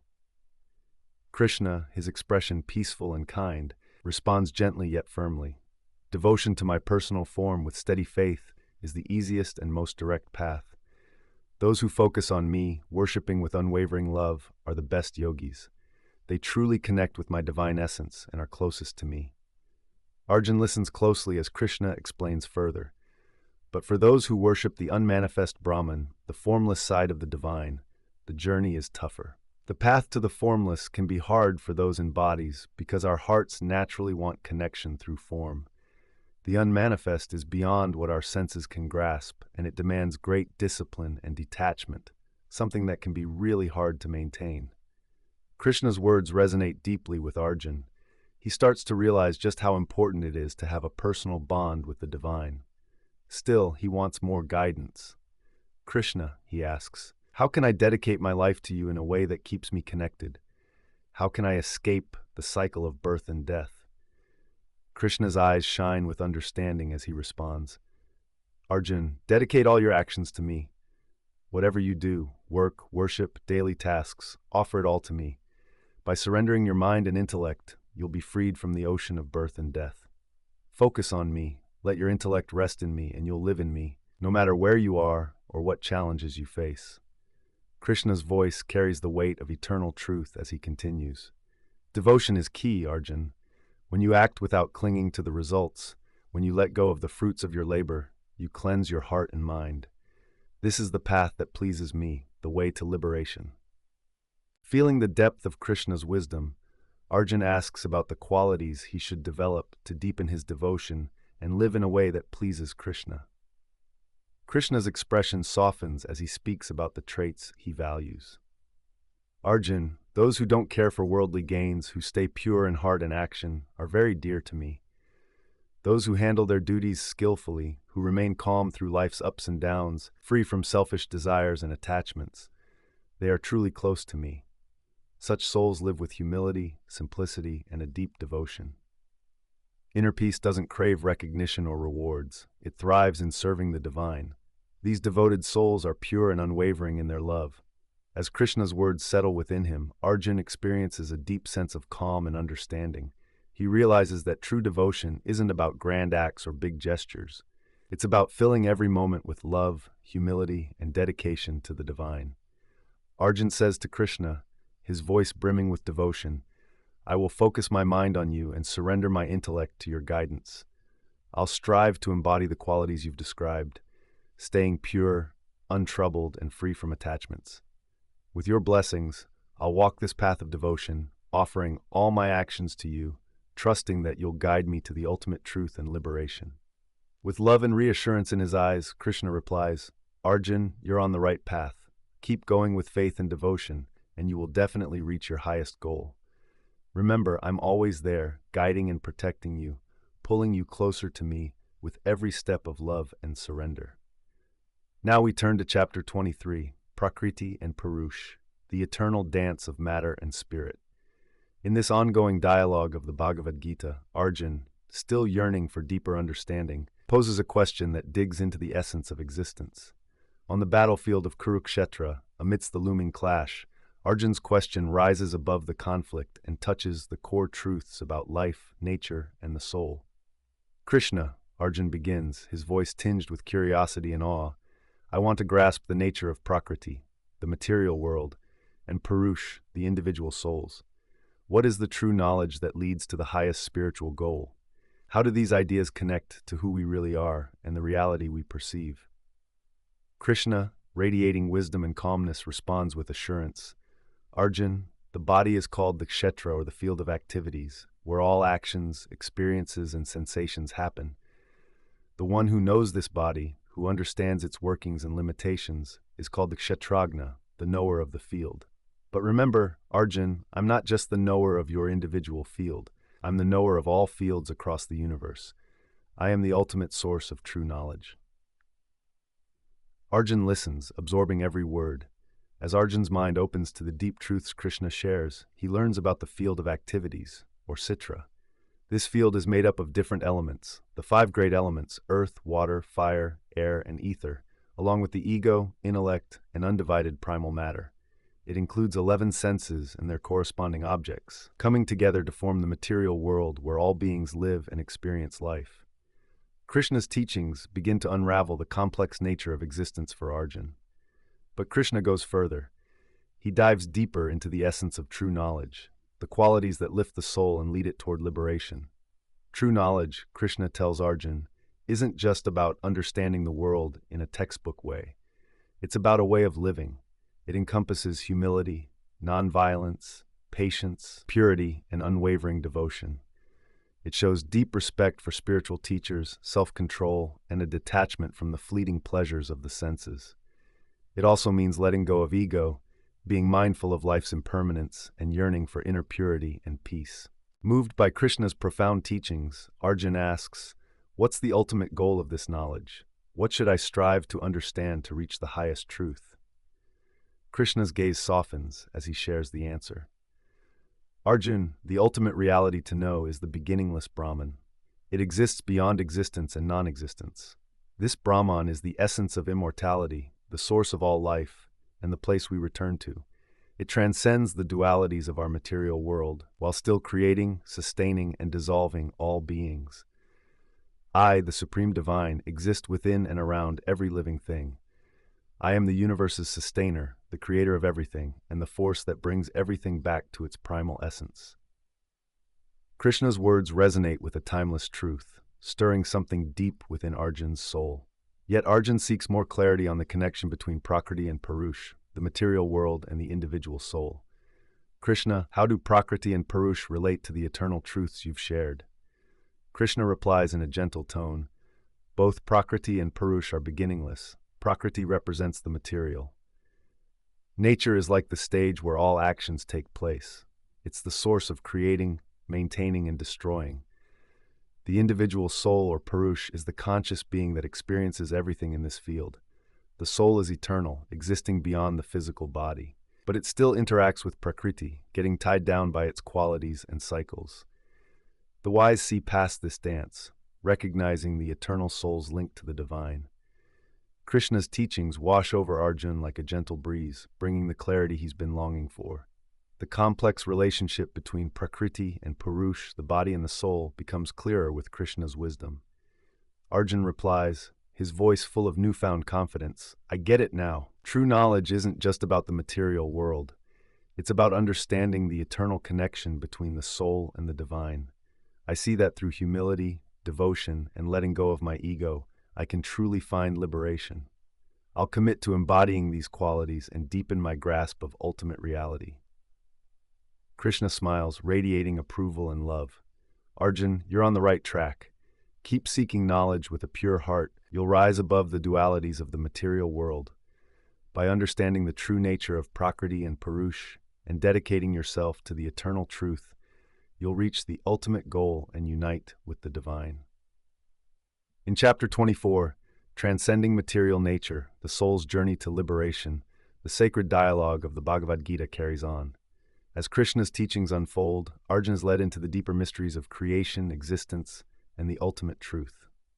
The battlefield of Kurukshetra, filled with the tension of the upcoming clash, serves as the backdrop for this deep exploration of the soul, the material world, and the divine connection that governs all.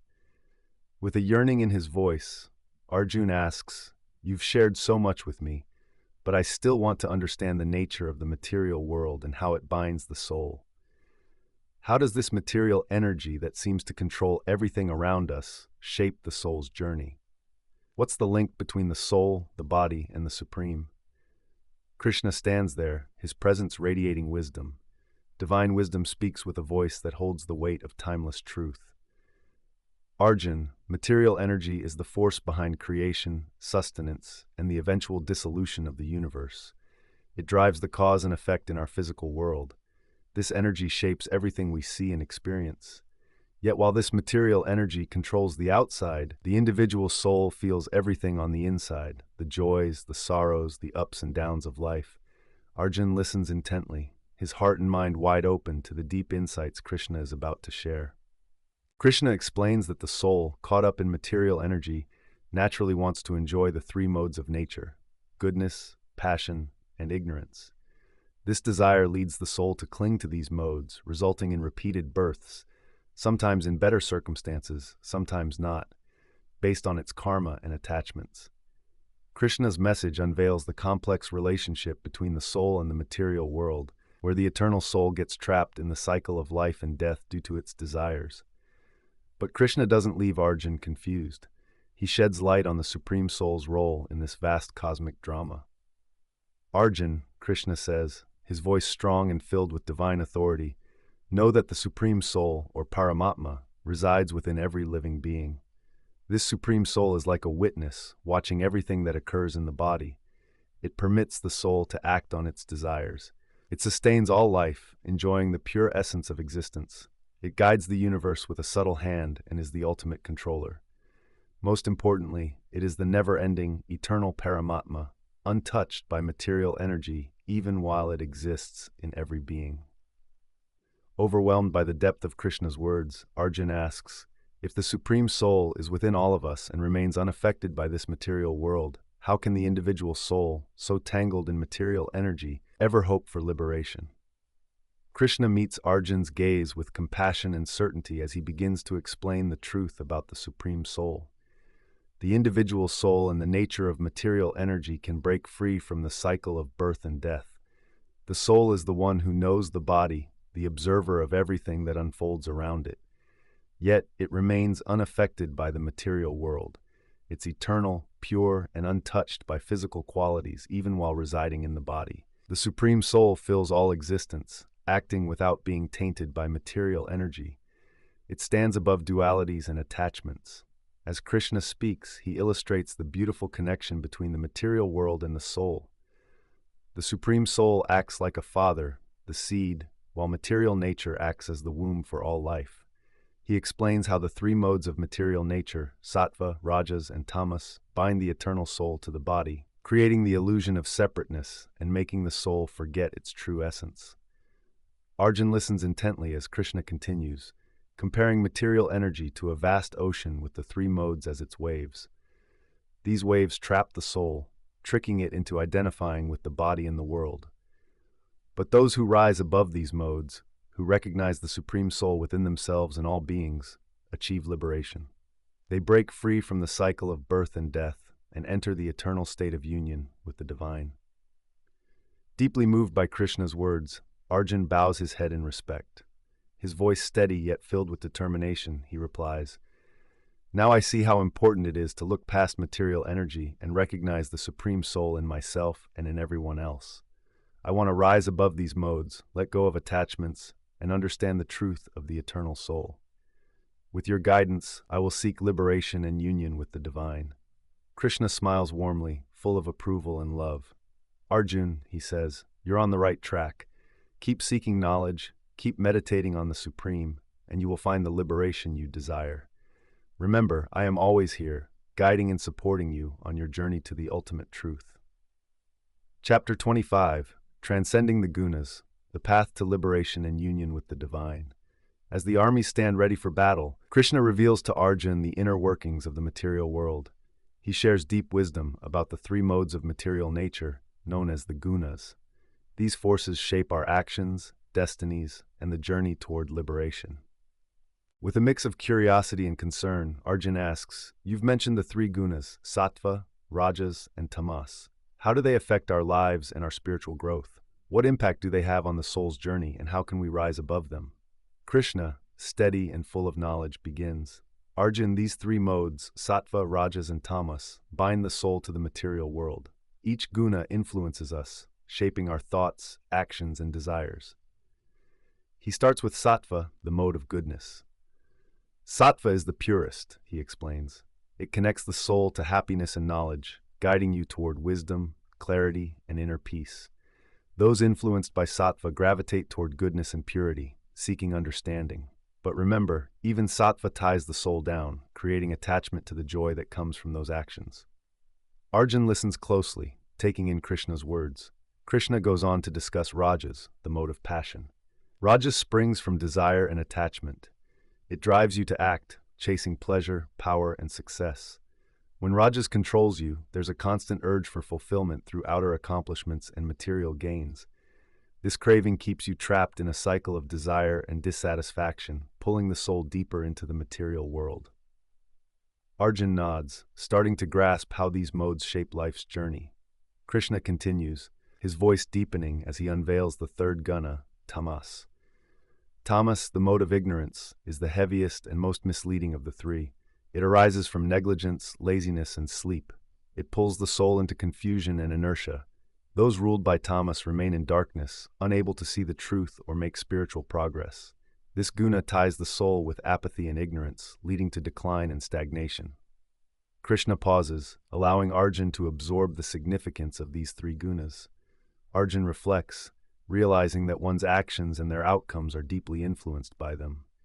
After death, those who mainly embrace sattva, the path of goodness, will reach the homes of the wise, entering purer and higher worlds. In contrast, those driven by rajas are forever caught up in their desires, trapped in the endless cycle of birth and death. Meanwhile, those lost in tamas will slip into lower realms, ruled by ignorance and illusion, even if they find themselves among animals.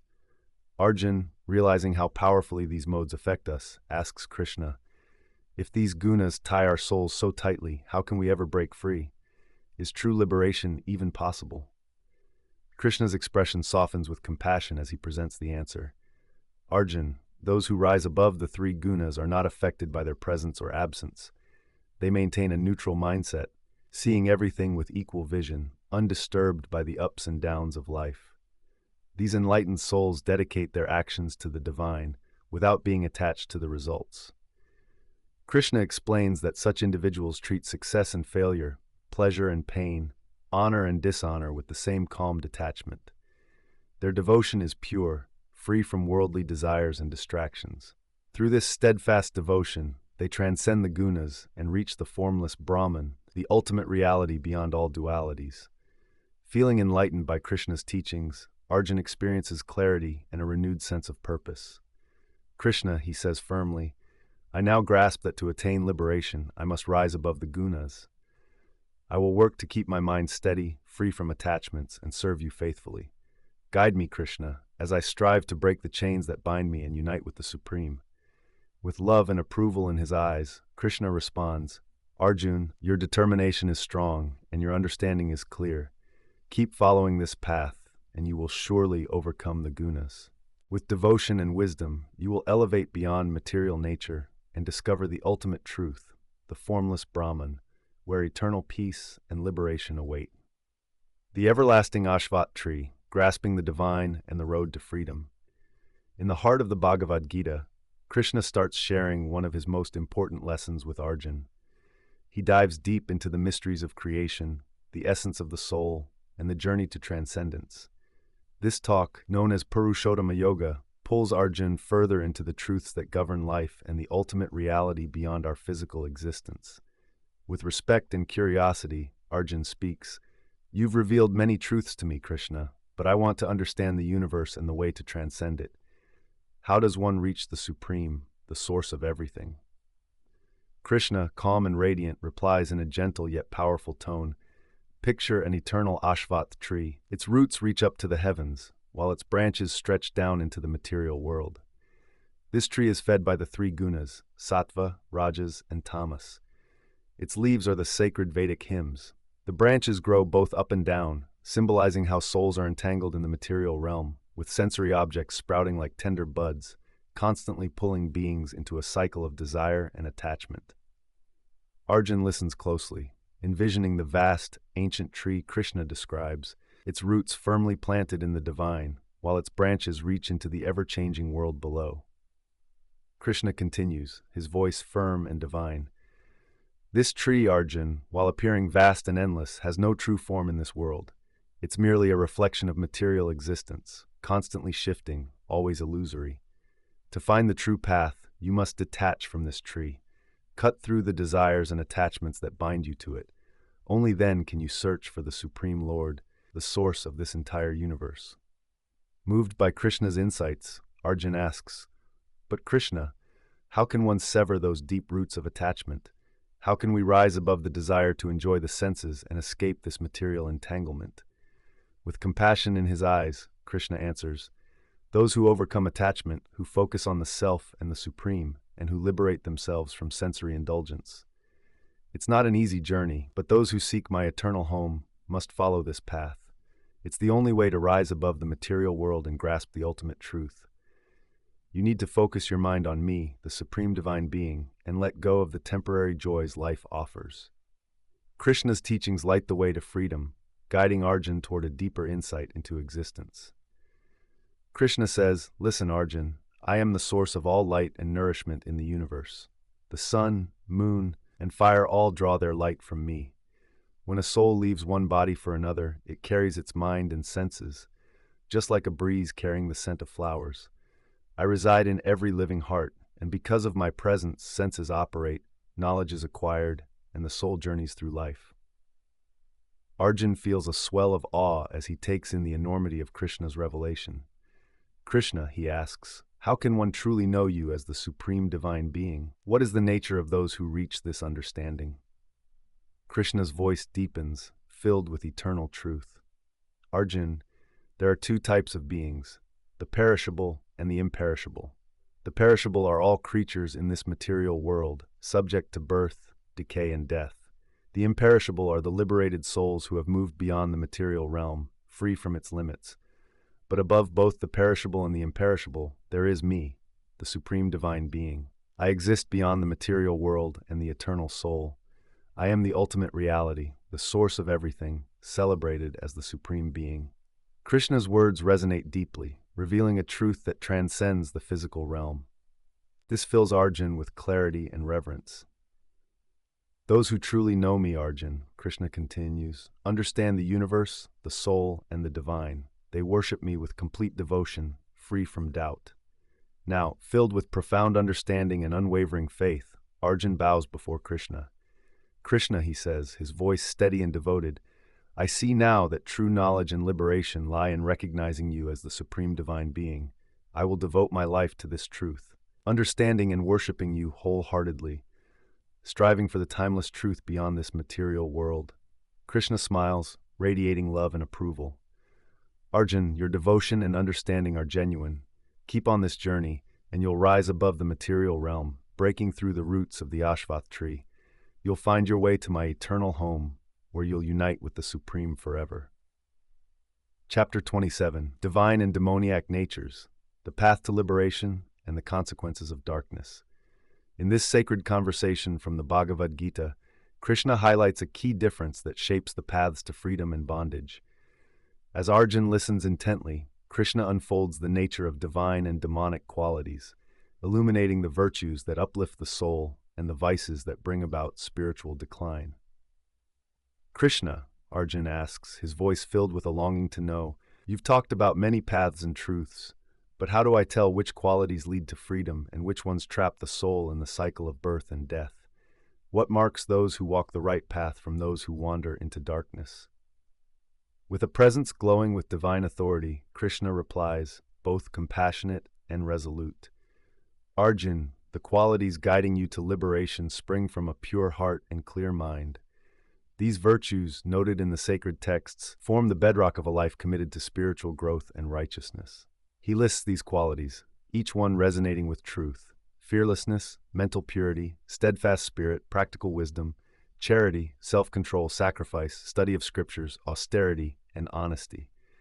These are the hallmarks of divine nature. They encompass nonviolence, truthfulness, calmness, letting go, peace, compassion, kindness, humility, absence of jealousy, and forgiveness. Those who nurture these traits are on the path to liberation, drawing their souls closer to the divine and ultimately escaping the cycle of birth and death. As Arjun absorbs these deep teachings, clarity and purpose start to fill him. Krishna, he asks. Krishna speaks seriously about what happens to those who ignore these virtues. He talks about the demoniac nature, showing Arjun how these people are trapped in ignorance and falsehood. They display traits like hypocrisy, arrogance, anger, harshness, and ignorance. These traits come from darkness. They don't grasp the concept of right actions, which leads their lives to lack purity, good conduct, and honesty. Such individuals even deny the existence of absolute truth, moral order, and God. As Krishna shares this, he highlights the striking difference between the paths of light and darkness. Those with a demoniac nature chase endless desires and material pleasures. They view the world as chaotic, without any real purpose or divine plan. Their minds are filled with greed, causing them to act in ways that only bring about their own downfall and harm to others. They are stuck in a cycle of their own making, sinking deeper into darkness with each choice. Arjun is troubled by this and asks Krishna, what happens to those caught up in these demoniac traits? Is there any hope for them? Krishna's voice softens, full of compassion, yet he remains honest. Arjun, those who live this way are on a risky path. They're reborn again and again in lower forms of life, trapped in a cycle of birth and death. They can't escape their own suffering, blinded by delusion. But for those lost in darkness, there is hope. If they turn towards the light, seek the divine truth, and let go of their harmful ways, they can find redemption. Krishna pauses, letting his words sink into Arjun's heart before continuing. The choice, Arjun, lies within each soul. Those who nurture divine qualities, live rightly, and serve the divine can rise above this material world and achieve liberation. But those who give in to their demoniac nature will remain stuck, bound by their desires and illusions. With newfound understanding and determination, Arjun responds, Krishna, I see it now. It's crucial to nurture divine qualities and steer clear of darkness. I want to embrace the virtues you've laid out for me. I aim to live a life filled with righteousness and devotion, helping others along the way. With your guidance, I will follow the path of light, bringing my soul closer to liberation. Krishna, looking at me with love and approval, says, Arjun, your determination is genuine, and your heart is in the right place. Keep heading down this path, and you'll discover the peace and freedom you're searching for. Remember, I'm always with you, guiding and supporting you. As you develop these divine qualities through your dedication, you'll rise above the material world and come to know the Supreme. Now, on to Chapter 28, Faith and its Influence, Understanding the Three Modes of Nature. The teachings of the Bhagavad Gita keep shining a light on spiritual wisdom. Arjun's curiosity grows, especially about faith. What about those who don't strictly follow scriptures but have strong beliefs? He wonders about the essence of faith and how it affects our actions. Krishna, Arjun begins, his voice thoughtful. I've met many who might ignore scripture but still hold deep beliefs. What's the nature of their faith? How does it shape their lives and choices? Can such faith be valid, or is it misguided? Krishna, ever patient, replies kindly, Arjun, know that every person is born with some form of innate faith. It varies from one individual to another, influenced by the three modes of material nature: sattva, which is goodness, rajas, or passion, and tamas, meaning ignorance. A person's faith reflects their inner self and shapes everything about them, their choices, actions, and preferences. Arjun listens closely. Eager to understand the nuances Krishna is about to share, Krishna continues, "Those who lean towards goodness or sattva tend to worship celestial beings, seek purity, and follow scripture. Their faith aligns them with divine principles, leading to joy in knowledge, peace, and spiritual growth." Arjun nods, grasping that sattvic faith is connected to righteousness and spiritual wisdom. But his curiosity pushes him to ask Krishna, what about those driven by passion or ignorance? How does their faith show up in their lives? Krishna's expression deepens as he explains. People in the mode of passion, or rajas, chase desires and ambitions. Their faith comes through in the choices they make, like opting for spicy, salty, and rich foods that fire up the senses but also cause pain and illnesses. They often get caught up in rituals, seeking material rewards, focusing more on the benefits than on true devotion. Arjun listens closely, realizing that passion-driven faith often brings restlessness and dissatisfaction, since it's rooted in fleeting things. Krishna then shifts to those in ignorance, or tamas. Arjun, people in ignorance are caught in darkness, confusion, and lethargy, he explains. Their faith is misdirected. They tend to prefer stale, overcooked, and impure foods that dull their minds and bodies. They might follow through on sacrifices, but these acts lack understanding, often performed carelessly or even cruelly, without any sense of purpose. Seeing this full range of how faith plays out, Arjun asks Krishna, what about the sacrifices and rituals that people perform? How do these modes affect them? Krishna's demeanor softens with ancient wisdom as he answers. Arjun, sacrifices done according to scripture, with sincerity and no expectation of rewards, are in the mode of goodness. They cleanse the heart and bring one closer to the divine. But if sacrifices are made just to gain something material or with selfish intentions, they fall into the mode of passion. Sure, they bring temporary benefits, but they also trap the soul deeper in the cycle of desire.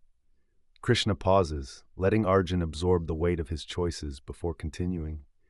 Even worse are the sacrifices made in ignorance, without faith or understanding.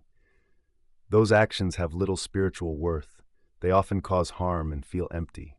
They simply pull the soul deeper into ignorance. Krishna teaches Arjun about the essence of faith and the importance of living up to our highest ideals. With conviction in his voice, Arjun states, I see now that faith is a powerful force in every part of our lives. Just believing isn't enough.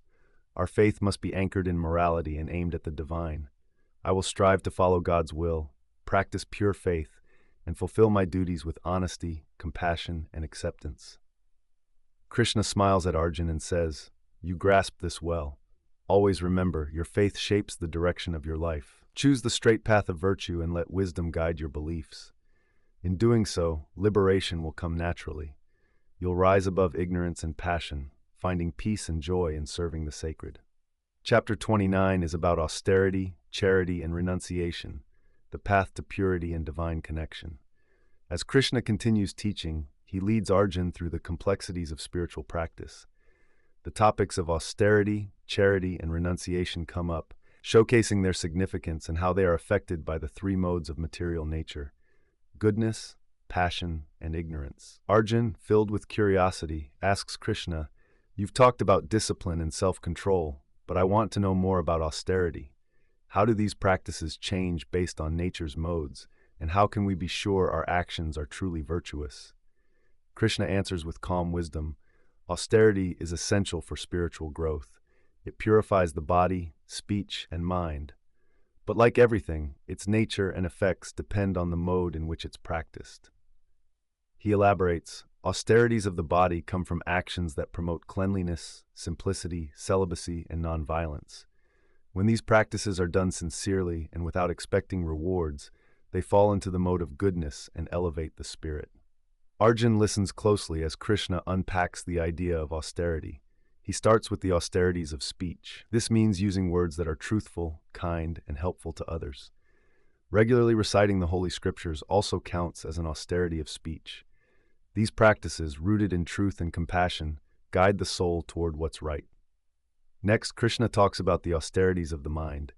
This includes having calm thoughts, being gentle, practicing silence, exercising self-control, and keeping a pure focus. When the mind is disciplined like this, free from selfish thoughts and filled with good intentions, it becomes aligned with what's right, nurturing inner peace and spiritual growth.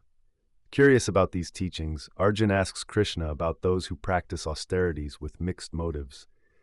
How do their actions fit into the modes of passion and ignorance? Krishna's gaze deepens as he responds. Arjun, when austerities are done for honor, recognition, or material gain, they're rooted in passion. They might look good on the outside, but they're really motivated by selfish reasons.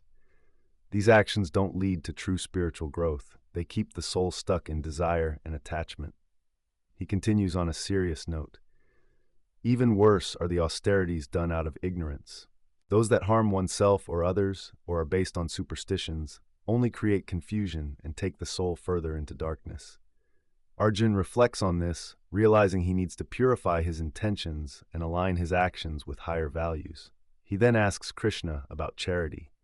How does charity change based on these modes, and how can we make sure our giving is genuinely good?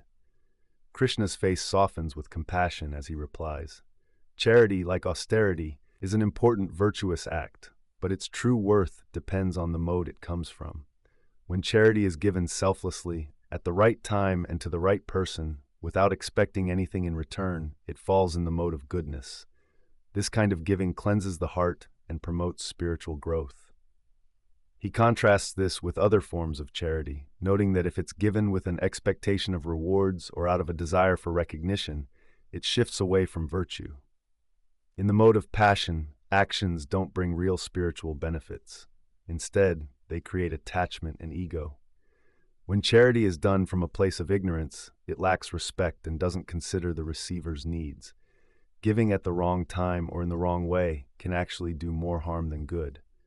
As Krishna's teachings sink in, Arjun starts to understand the complex web of intentions and outcomes that shape our actions. Eager for more clarity, Arjun turns to Krishna and asks, "You've talked about renunciation. What does it really mean to practice it, and why is it important for spiritual life?" Krishna's voice grows serious as he explains that true renunciation means letting go of actions driven by selfish desires. It's about releasing attachment to the results of your actions. But don't abandon acts of sacrifice, charity, or penance. These actions purify the soul, even for the wise. The trick is to carry them out without expecting anything in return, dedicating them to the divine. He adds that the sacred sounds Om Tat Sat represent the ultimate truth. They're vital during acts of sacrifice, charity, and penance. These words elevate the actions, aligning them with the highest spiritual principles. Feeling a deep understanding and respect, Arjun responds, "I see now that pure intentions enhance our actions and foster real spiritual growth. I'll commit to my duties, sacrifices, and acts of charity with a pure heart, free from selfish desires and devoted to the divine." Krishna, filled with approval and love, replies, "Arjun, your determination is genuine. Keep following this path and you'll find the peace and liberation you seek. Remember, true renunciation isn't about escaping the world. It's about letting go of attachments and acting with devotion. In doing so, you'll rise above life's fluctuations and unite with the Supreme." Chapter 30 dives into understanding true renunciation, examining the 5 factors of action and the path to liberation.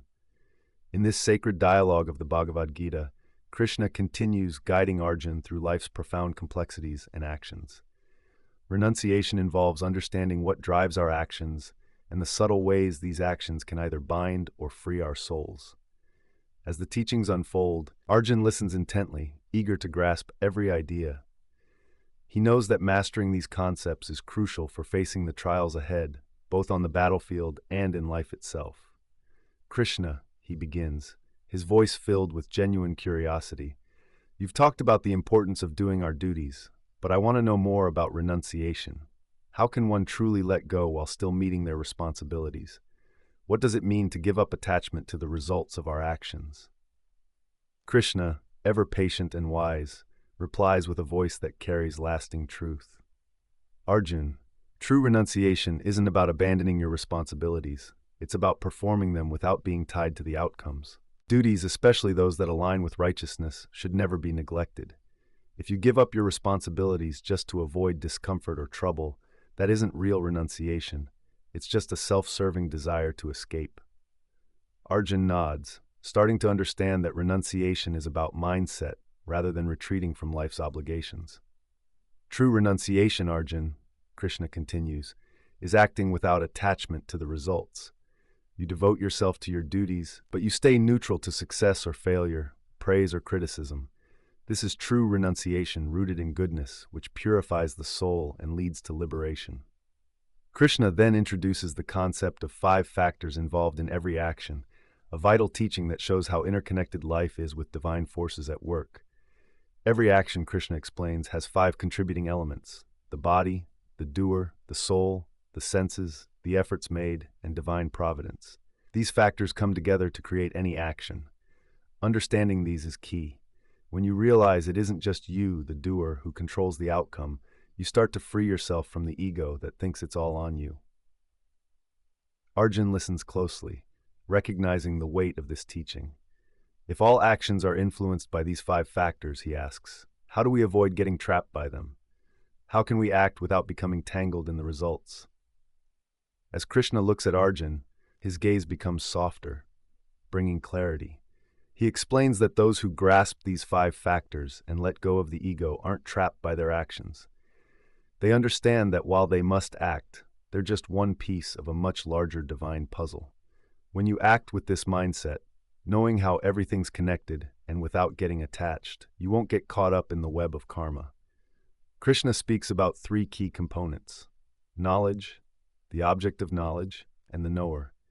These are the 3 factors that inspire action. The actions we take vary based on the 3 modes of material nature: goodness, passion, and ignorance. The mode you operate in shapes what you do, and it has a direct impact on your soul's journey. Curious, Arjun asks Krishna how these modes affect our actions and what they are like. Krishna, with a voice echoing wisdom through time, explains. Actions taken in the mode of goodness are marked by recognizing a single, undivided reality in all living things.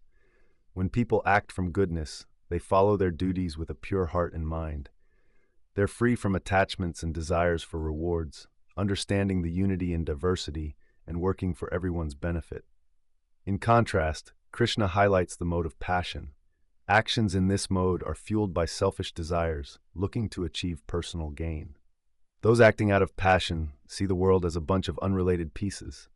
Their feelings about joy and sorrow influence their actions, and they're tied to the outcomes, which keeps them locked in the cycle of birth and death. Krishna's tone shifts to a serious note as he discusses ignorance. Actions born from ignorance are the most harmful. These actions come from confusion and lack of awareness, often leading to trouble for oneself and others. People acting in ignorance are captivated by a broken view of reality, ignoring loss and harm, as well as the larger picture. Arjun, reflecting deeply on Krishna's lessons, starts to see the major responsibility that comes with understanding how to act. He responds, determination in his voice, I see now that the true path is to do my duty with knowledge and detachment. Guided by goodness, I will strive to make the right choices. Act without attachment, see the unity in everything, and dedicate your actions to the divine Krishna. With a warm and approving expression, Krishna tells Arjuna, your determination is admirable and true. By acting in goodness, free from attachment, and with your heart focused on the Supreme, you'll rise above the dualities of this world and get closer to liberation. Remember, true renunciation isn't about abandoning action. It's about letting go of the attachment to the outcomes of your actions. This way, you'll gain the highest knowledge and fulfill your dharma. In Chapter 31, titled Duty and Happiness, Navigating the 3 Modes of Nature, the wisdom of the Bhagavad Gita begins to unfold.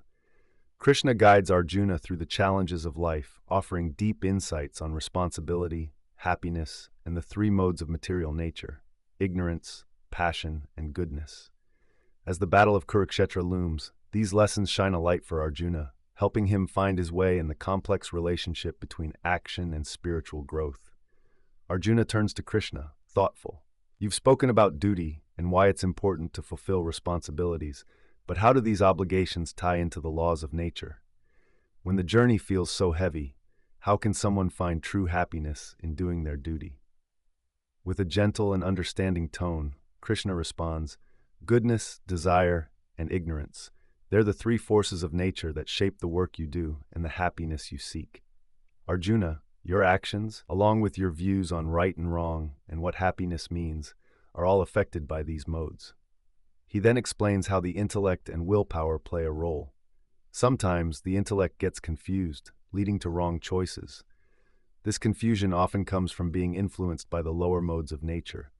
To overcome this, develop strong willpower rooted in goodness. This will help you see the truth and act righteously.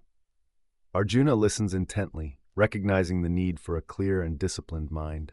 Krishna then shifts the conversation to happiness, noting there are three types. Happiness, Arjuna, varies with the three modes of nature. Happiness in the mode of goodness feels like taking bitter medicine. At first, it's tough, it takes discipline and effort, but in the end, it brings self-awareness, enlightenment, and real peace. This is the joy that comes from truly knowing yourself beyond the fleeting pleasures of life. Arjuna nods, grasping that true happiness often asks for sacrifice and determination. What about the other types of happiness, Krishna? He wonders, eager to learn more. Krishna's voice deepens as he explains the happiness found in the mode of passion. This comes from the joys of sensory experiences, the thrill of chasing desires, the rush of success, and indulging the senses. It's sweet at first, but leads to pain because it's temporary, leaving the soul unsatisfied. This kind of happiness ties you to a cycle of longing and attachment, ending up causing more sadness than joy. Arjuna reflects, recognizing how often he's been lured by immediate pleasure, only to feel empty afterward. Next, Krishna speaks about the lowest mode, happiness in ignorance. This is the most misleading type. It comes from laziness and negligence, those times when you avoid your responsibilities and hide in ignorance. This happiness is deceptive. It offers no real joy and only chains the soul in darkness and confusion. Arjuna feels a deeper understanding building inside him as Krishna's words resonate with his life experiences. Krishna, how do these modes affect our duties? How can we rise above them and fulfill our responsibilities in a way that truly satisfies us? Krishna looks at him with warmth and wisdom.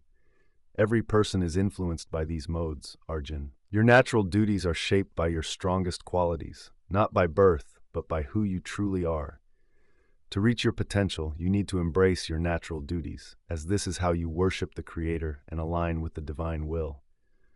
Remember, doing your own duty, even if it's not perfect, is better than perfectly doing someone else's. Your duty is your own path, made for you. Embrace it, and you will grow and evolve. Don't be swayed by the temporary lure of pleasure. What's tempting or seems rewarding right now isn't where true perfection lies. It comes from committing to your own journey, fueled by actions that stem from genuine desire and a solid grasp of higher knowledge. Arjuna, inspired by Krishna's words, starts to realize the value of embracing his own path, even if it looks tough. Determined, he declares that he'll work hard to fulfill his duties, rise above negativity, and seek joy rooted in goodness. He understands now that true fulfillment comes from walking his own road and dedicating his actions to the divine. Krishna smiles, his face reflecting love and approval.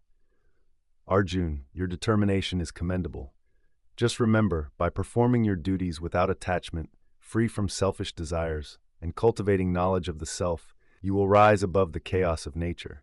You will achieve perfection and draw closer to the Supreme. This is the way to liberation, where eternal peace and unity with the divine await you. In Chapter 32, The Path to Union with the Absolute, Devotion, Purity, and the Sacred Duty of Knowledge, the teachings of the Bhagavad Gita unfold amid the battlefield.